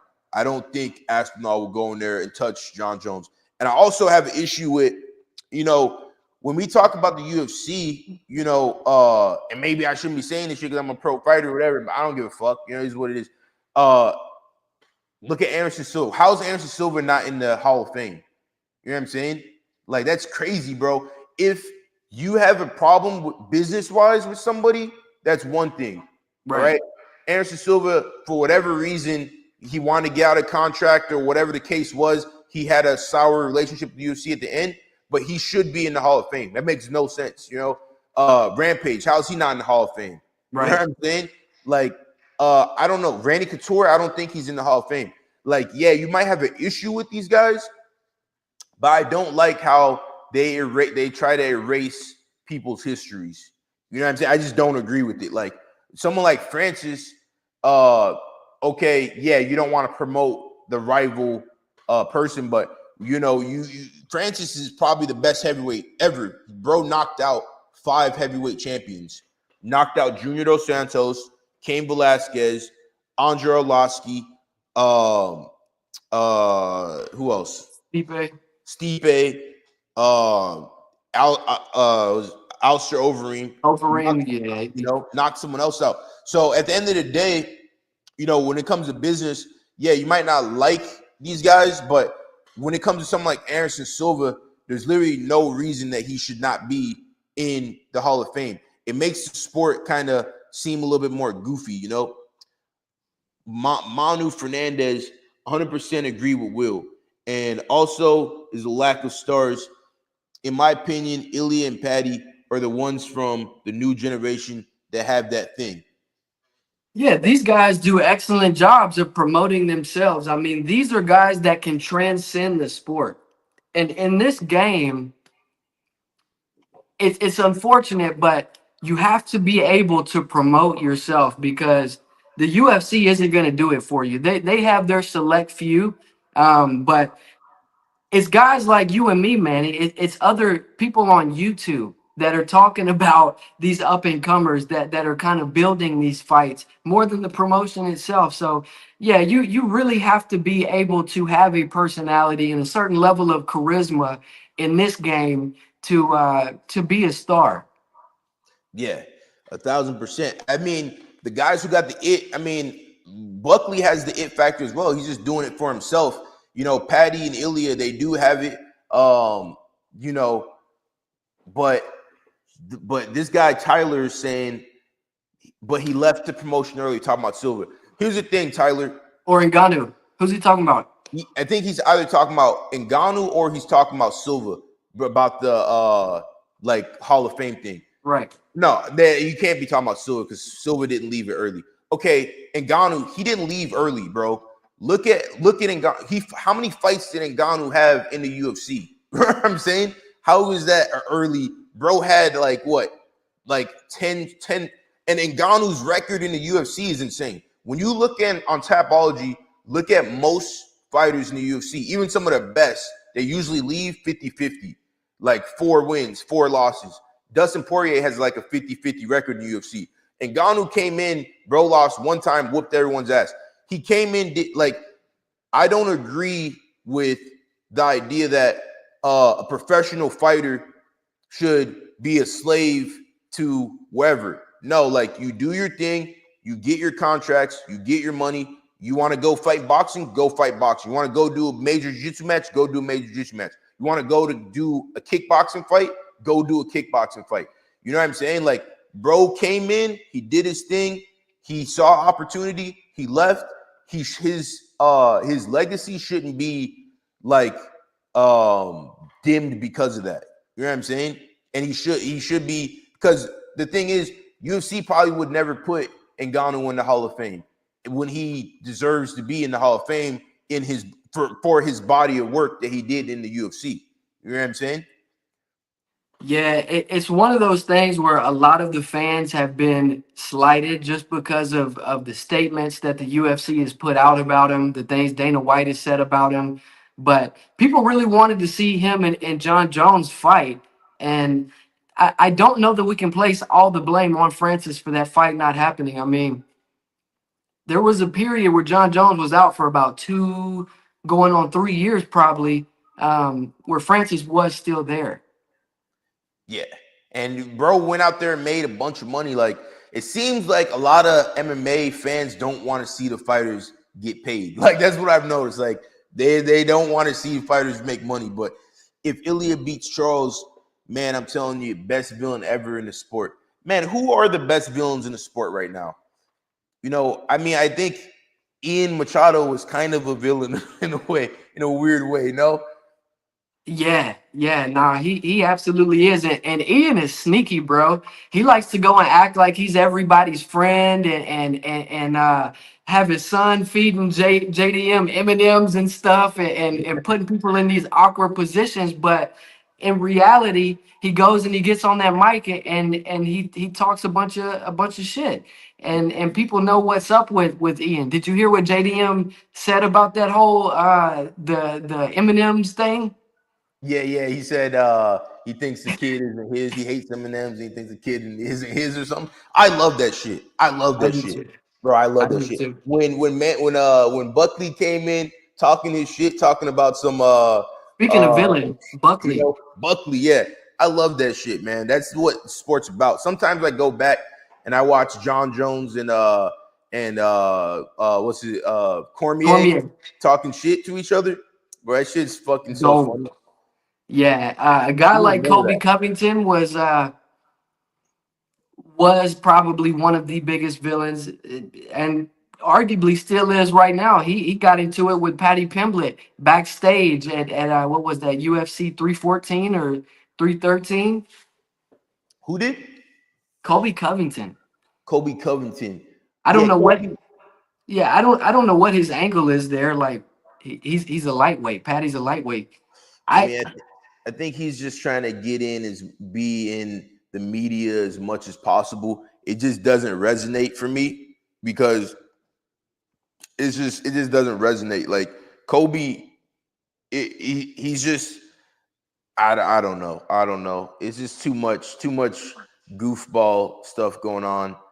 You know, I think the way like someone like Ian Machado's doing it, Kobe Covington talk the talk, doesn't walk the walk. Ilya does both. Yeah, that's very true.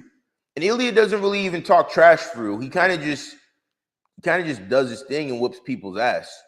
You know what I'm right. saying? But yeah, Ilya definitely. You think Ilya hit? They haven't announced who he's fighting next, right? Or have they? I believe it's supposed to be Charles Oliveira. So Islam is wanting to go up and fight JDM. That fight is all but official. JDM was on the phone with Dana after the fight.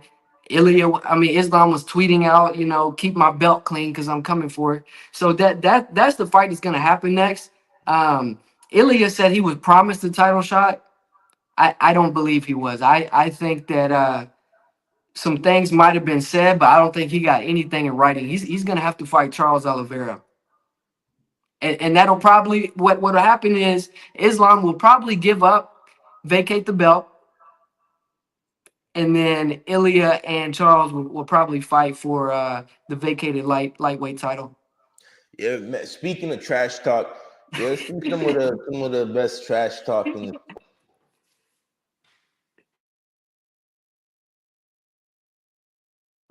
That's how you put yourself out there. You believe it and you achieve it. And that's what I do. I know what I'm going to do. I know that I'm better than that. Sounds I like the know best that I'm going to self-help knock him book you've out. ever read. Conceive, believe, achieve.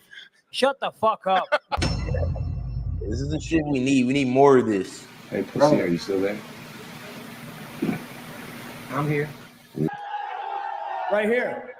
Right here, the hardest hitting 145 pound, the real hardest hitting 145er right here. This guy TKOs people. When I knock people out, they don't fucking move.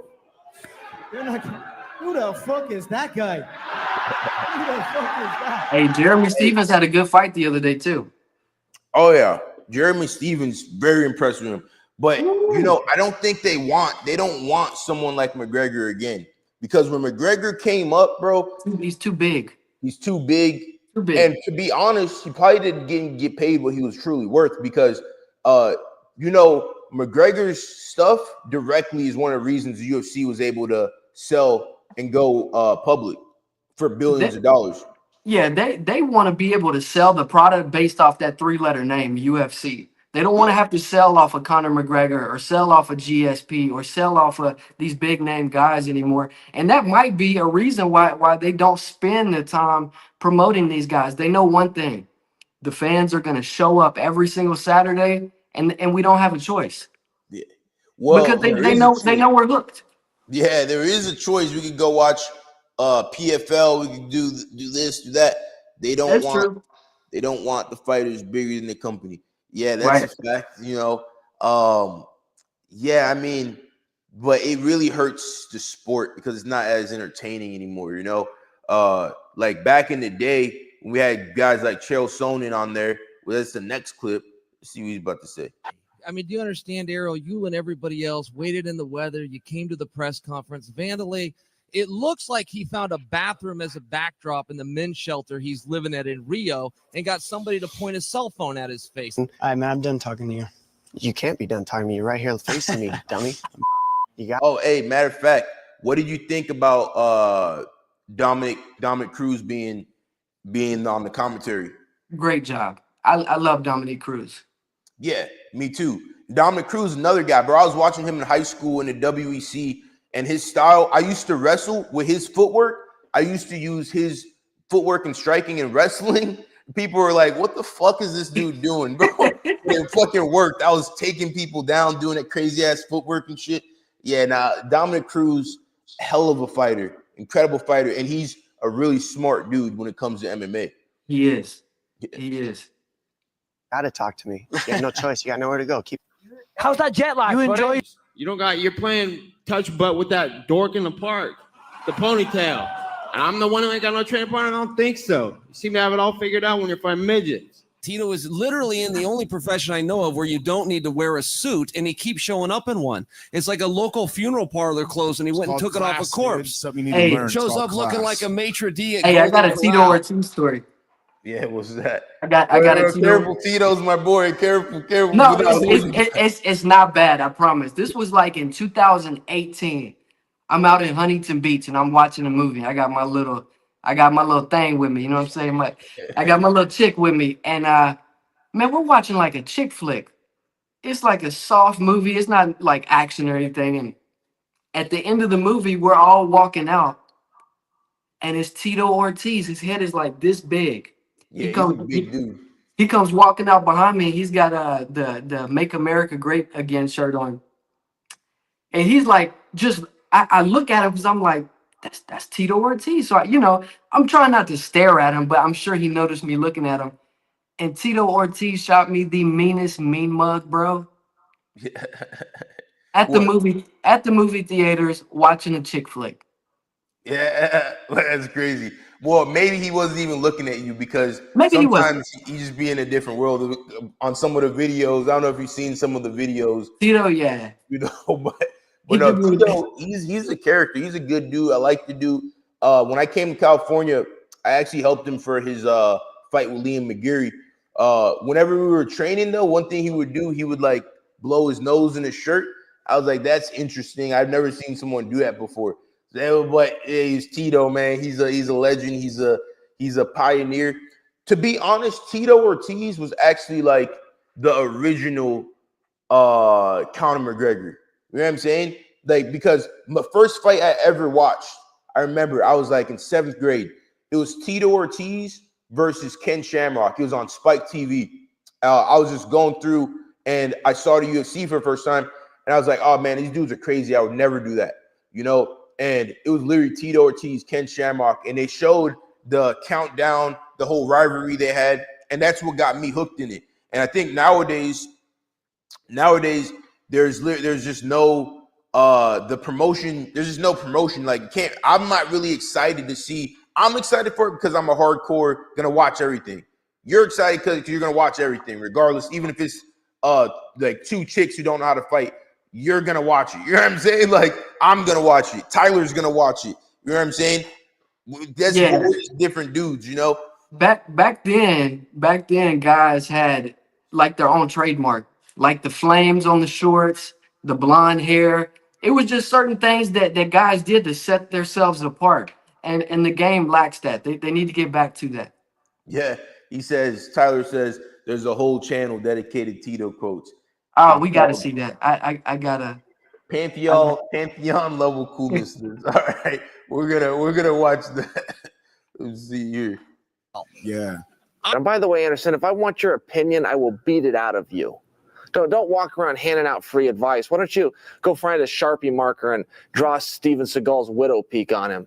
His hairline's about as authentic as his fighting abilities. So you go sing to your hamburgers and dance on stage with Justin Bieber, and I'll handle the heavy work like I've done in this company for the last 5 years in your absence. Are you the biggest pussy? Am Yeah, I the we don't have biggest that anymore. pussy you have ever met? You want me to suck your dick like you told me? Oh, yeah. Is that what you told me? Is this not real now? Are we pretending? Are we pretending again? Hey, DC's a savage, bro. DC is a savage, man. DC is undervalued. You know what I'm saying? Like, DC, you know why he did that. Yeah, DC is like, man, the more you really look at his career and what he did, like, he really is such a great fighter and like a great person. Is he in the Hall of Fame? I don't think he's in the Hall of Fame. No, is he? I would be shocked if he wasn't. I mean, man, if he will be for sure.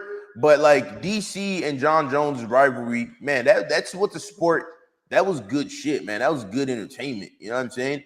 And I feel bad for DC because, you know, John Jones did pop for those fights, but I don't think there was any way he was ever gonna beat John Jones. You know? yeah, John was just too big and too skilled. I think he got indicted recently. Who, Tito? Indicted recently. He's talking about DC. DC. Yeah. He indicted for what? Eating too much chicken? Not indicted, inducted. Oh, inducted. Oh, okay. Imprisoned just can't spell. yeah, you're gonna roast. Okay, inducted. Okay. Yeah, you gotta learn how to spell, dog. You know. Let's go. Imprisoned. I got a low level reading education. I'll be reading crazy stuff. Yeah, imagine DC got indicted. That would be hilarious. That wouldn't be hilarious. But speaking of that, you know, what do you think of the Cain Velasquez situation? California sucks, bro. Yeah. Yeah, I mean, look, but here's the thing, bro. Like, you gotta face some sort of consequences. You try to, what was it? He tried to shoot somebody, and he shot another person on accident. He shot the person's dad. Basically, he was like driving in his truck, chasing dude, shooting on the highway, trying to get him. So yeah, I mean, you probably do have to do some time just because, you know, they kind of precedent.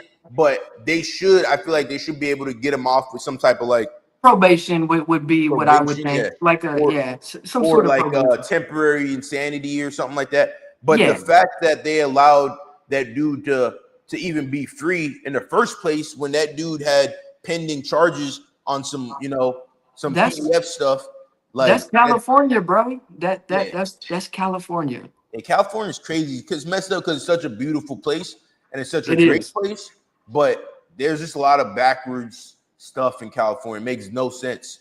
And don't get it twisted. I tell everybody this. I grew up in California. I moved out there when I was 23. I'm 31 now, but I became a man out there.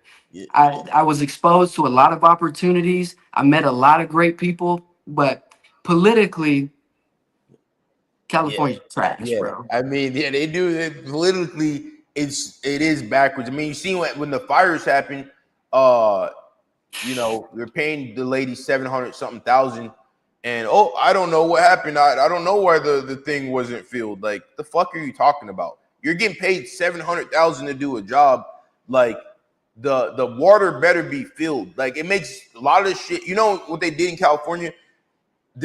California used to have a giant lake in the middle of it. They emptied that lake out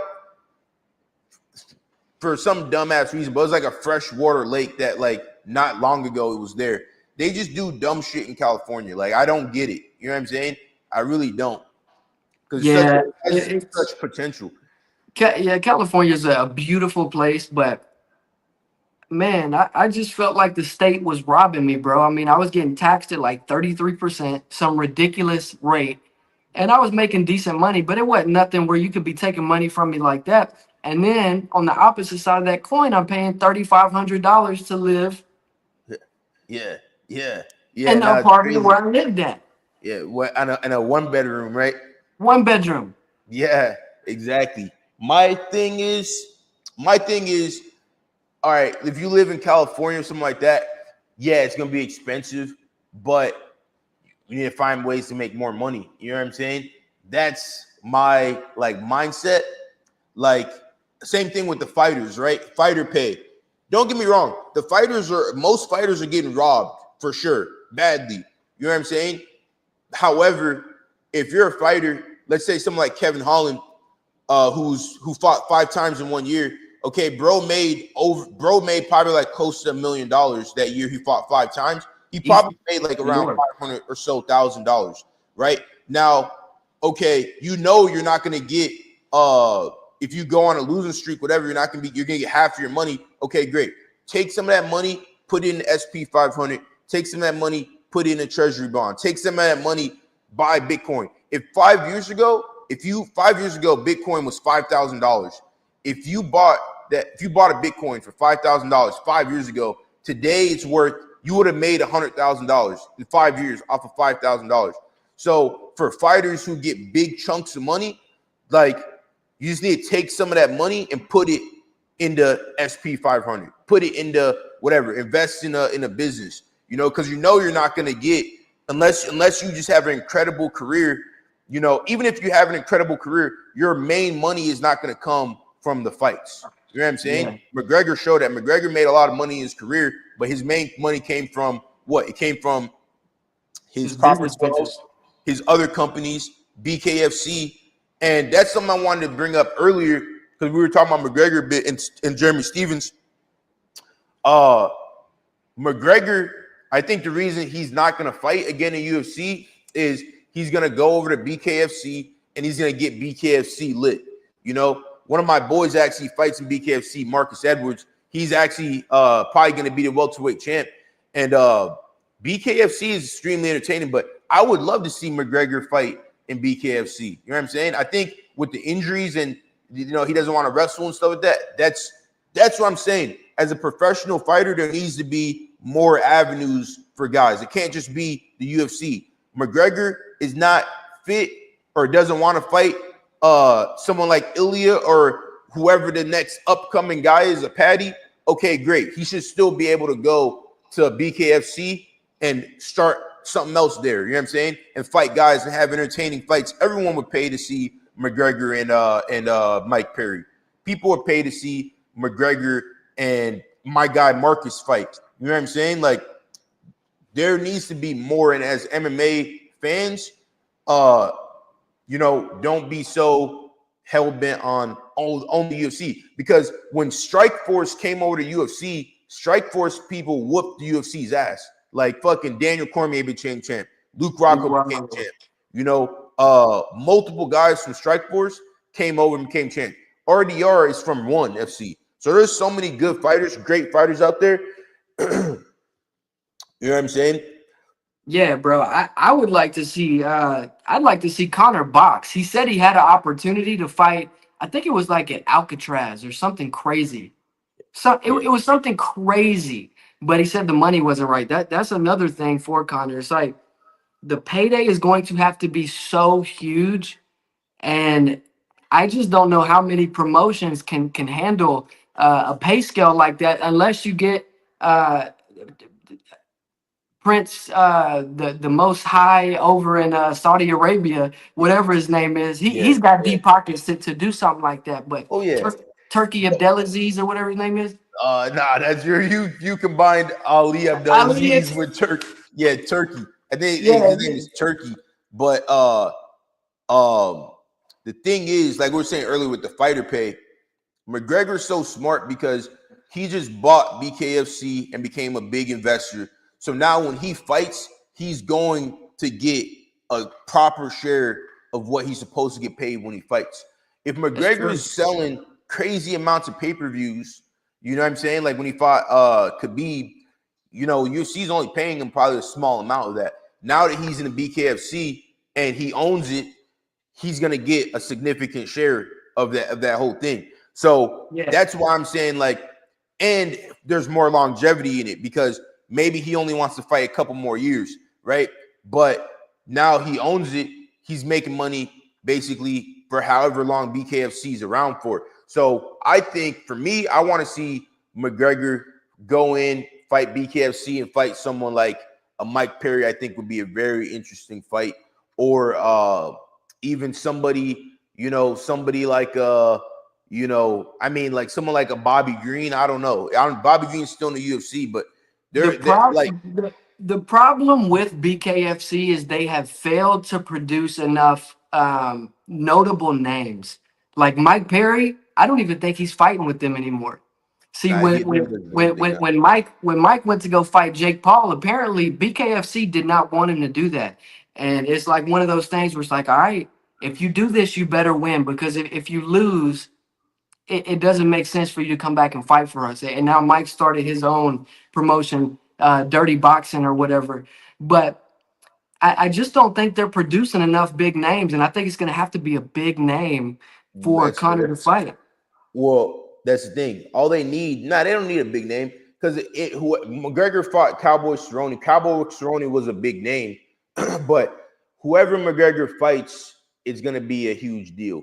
You know what I'm saying? You know what I'm saying? Like, for example, on this train of thought, Sam Alvey, right? Sam Alvey was on an 8-fight losing streak in the UFC. Now Sam Alvey, Karate Combat is there. He's knocking out Tyrone Spong. He's a champion. He's making money. He's doing his thing.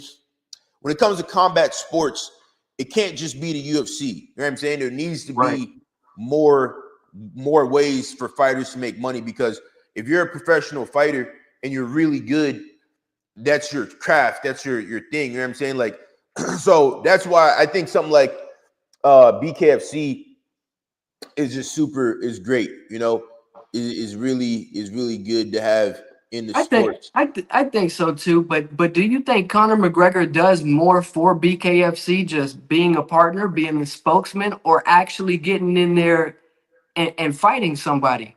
Him getting in there and fighting, which that's the long. I think that's for him. That's the end goal. You know, because he gets in there, fights. Let's say he fights Jose Aldo, right? Jose Aldo's retired, right? So he's gonna be out of the UFC. You know what I'm saying? Jose would take that fight, run it back in bare knuckle. Jose's been boxing, right? So that's a big fight. You know what I'm saying? Like, there's so many fights. You know what I'm saying? There's you could take some Russian dude who is some top level kickboxer and put him in BKFC with McGregor and have a boxing fight. Like, there's so many fights to be made. You know what I'm saying? Like, it's endless. You know. I just feel like it's got to make sense. Like, it's got to be like a boxing match with Manny Pacquiao, or it's got to be a bare knuckle with, like you said, Jose Aldo, or a fourth, or the trilogy fight with Nate Diaz. Yeah. Nate Diaz. But not a lot of these guys are signing up to go to BKFC. You know, a lot of these guys want to box because that's the path of least resistance. I mean, Francis Ngannou versus Deontay Wilder, BKFC. That'd be crazy. I don't think it's good to have I don't think it's good to have two MMA specifically promotions unless the other was trying to actually. There's only so much room on a roster, and as you know, the best fighters in the world aren't born and raised in the UFC. They have to come from the regional scene or from another major promotion. So as long as mixed martial arts is a thing, there's always going to be these other promotions. It's a necessary thing. There needs to be, because when the sport is at its best, like right now isn't really the golden era of the sport. The golden era of the sport was like a few years ago. Pride. You know, Pride, when Strike Strike Force was around, when you had Strike Force and you had the UFC's shows had to be tip top, because you could just go watch Strike Force and watch Fedor and Alistair Overeem and just these crazy fights. So UFC was putting on like great fights. Every card was stacked. You know what would be crazy is if Dana White and Endeavor acquired a promotion like Bellator and just turned it into one big contender promotion to where they're feeding guys into the UFC. Well, that's what LFA is. LFA is UFC's feeder league, and LFA has. If you go to LFA fights, those are UFC fights. Everyone in LFA is like very high level, and like you go to for example, Alex Pereira. You could have fought Alex Pereira if you're in LFA. You know, Alex Pereira went in there and knocked some dude out, knocked him dead. But so many fighters in the UFC, especially the top ones, have come from LFA. So, and when you watch LFA, like the fights are sometimes better than the UFC fights.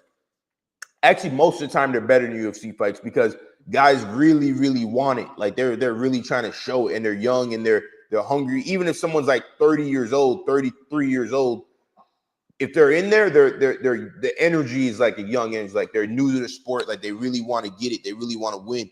So some of the best fights I've seen have been on the regional scene. So some of these the last fight you had, there were two UFC vets. They fought in their fight was the main event. Romero was the co-main. And bro, I mean, they're a little bit older, but they were just slugging it out. You're talking about John Rivera or something like that, right? I think that was his name, John Rivera, and he fought the other dude who was on Tough. Yeah, they had a crazy fight. Yeah, man. Like if you're an MMA fan for real, if you're a martial arts fan, don't just dick ride the UFC because there's so many good fighters out there. Like go to a local fight. You know what I'm saying? For real. UFC, like there's really so many good fighters out there. There's guys right now, guys and girls in Risen, Bellator, that could come in and fight someone in the UFC and make them look like they don't belong there.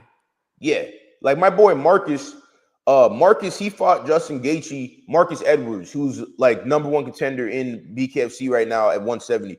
He fought Justin Gaethje way early on in his career. He and Justin Gaethje had some crazy ass war. He fought Pat Healy. He fought a lot of guys. He fought Thiago Alves. He fought a lot of dudes.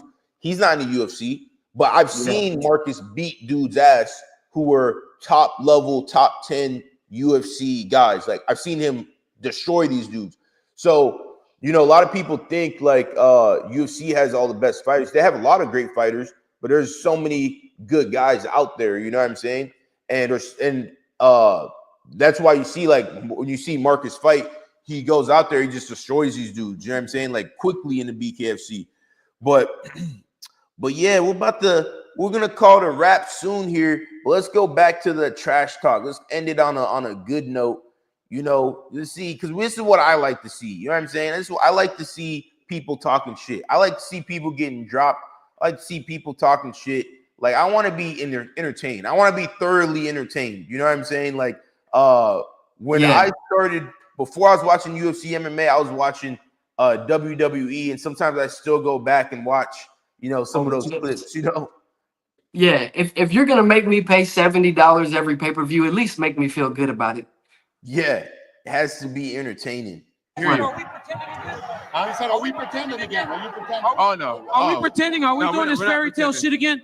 No, you are the biggest pussy I've ever seen, for sure. Okay, you were on welfare, bro. Okay, then you ain't no man. You took welfare. Okay, don't talk about money. I got something that'll cheer you up. Fucking ads. And Don't you talk about money. Then you took money from single moms. Single moms go on welfare, not men. Connor, you don't talk about money, all right? Keep your mouth shut when it talks about money. Connor, you're going for history, mate. that might be the only person to ever shut McGregor up. How much? I think he was just making so much money, he just didn't even fucking care. Eddie Alvarez is another guy who people don't like. All these new guys MMA don't understand. Eddie Alvarez was a guy who he fought in Dream, he fought in Strike Force. He was one of those guys that was outside of UFC, and everyone was saying, "Oh, if he comes to UFC, he's gonna get his ass beat." Bro came to UFC, became the champion. So UFC, like for a period of time there, a bunch of their champion were Strike Force guys. So it goes to say, like, if those guys were in the UFC when everyone was having that debate, you know, UFC didn't have all the best fighters in. I mean, they have a lot of them now, but there's just so many good promotions out there, you know. Well, let's go to that what that dude was saying about the. Let me see, what was that thing called? Pantheon level cluelessness. Oh, the Tito Ortiz. Yeah, first thing that popped up.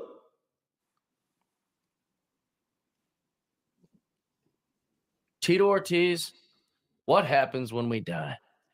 What happens when we die?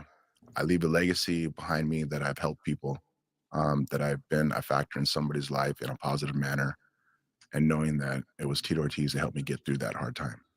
That's what happens when we die. He's a solid dude. He's a good dude.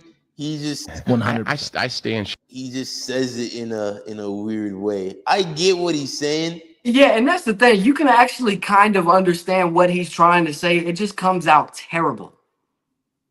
This was a carbohydrate. I've seen this one before. I think I've seen this too. This was him opening I've never seen, in all my years, I've never seen someone open a jar like this. Carbohydrate, which means your body absorbs it super quick and doesn't have time to. Did you see that? Carbohydrate, which means your body absorbs it super quick and doesn't. Most people open a jar like this. Bro just opened it like this. He's a character, man. He's a real character. But incredible fighter though. Dude, Tito was so fucking strong.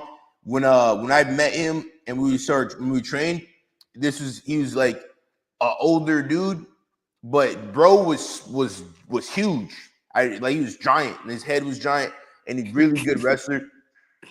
But yeah, Tito, I fuck with Tito heavy. And you know, something has to be said because he's doing something right. Bro was the mayor.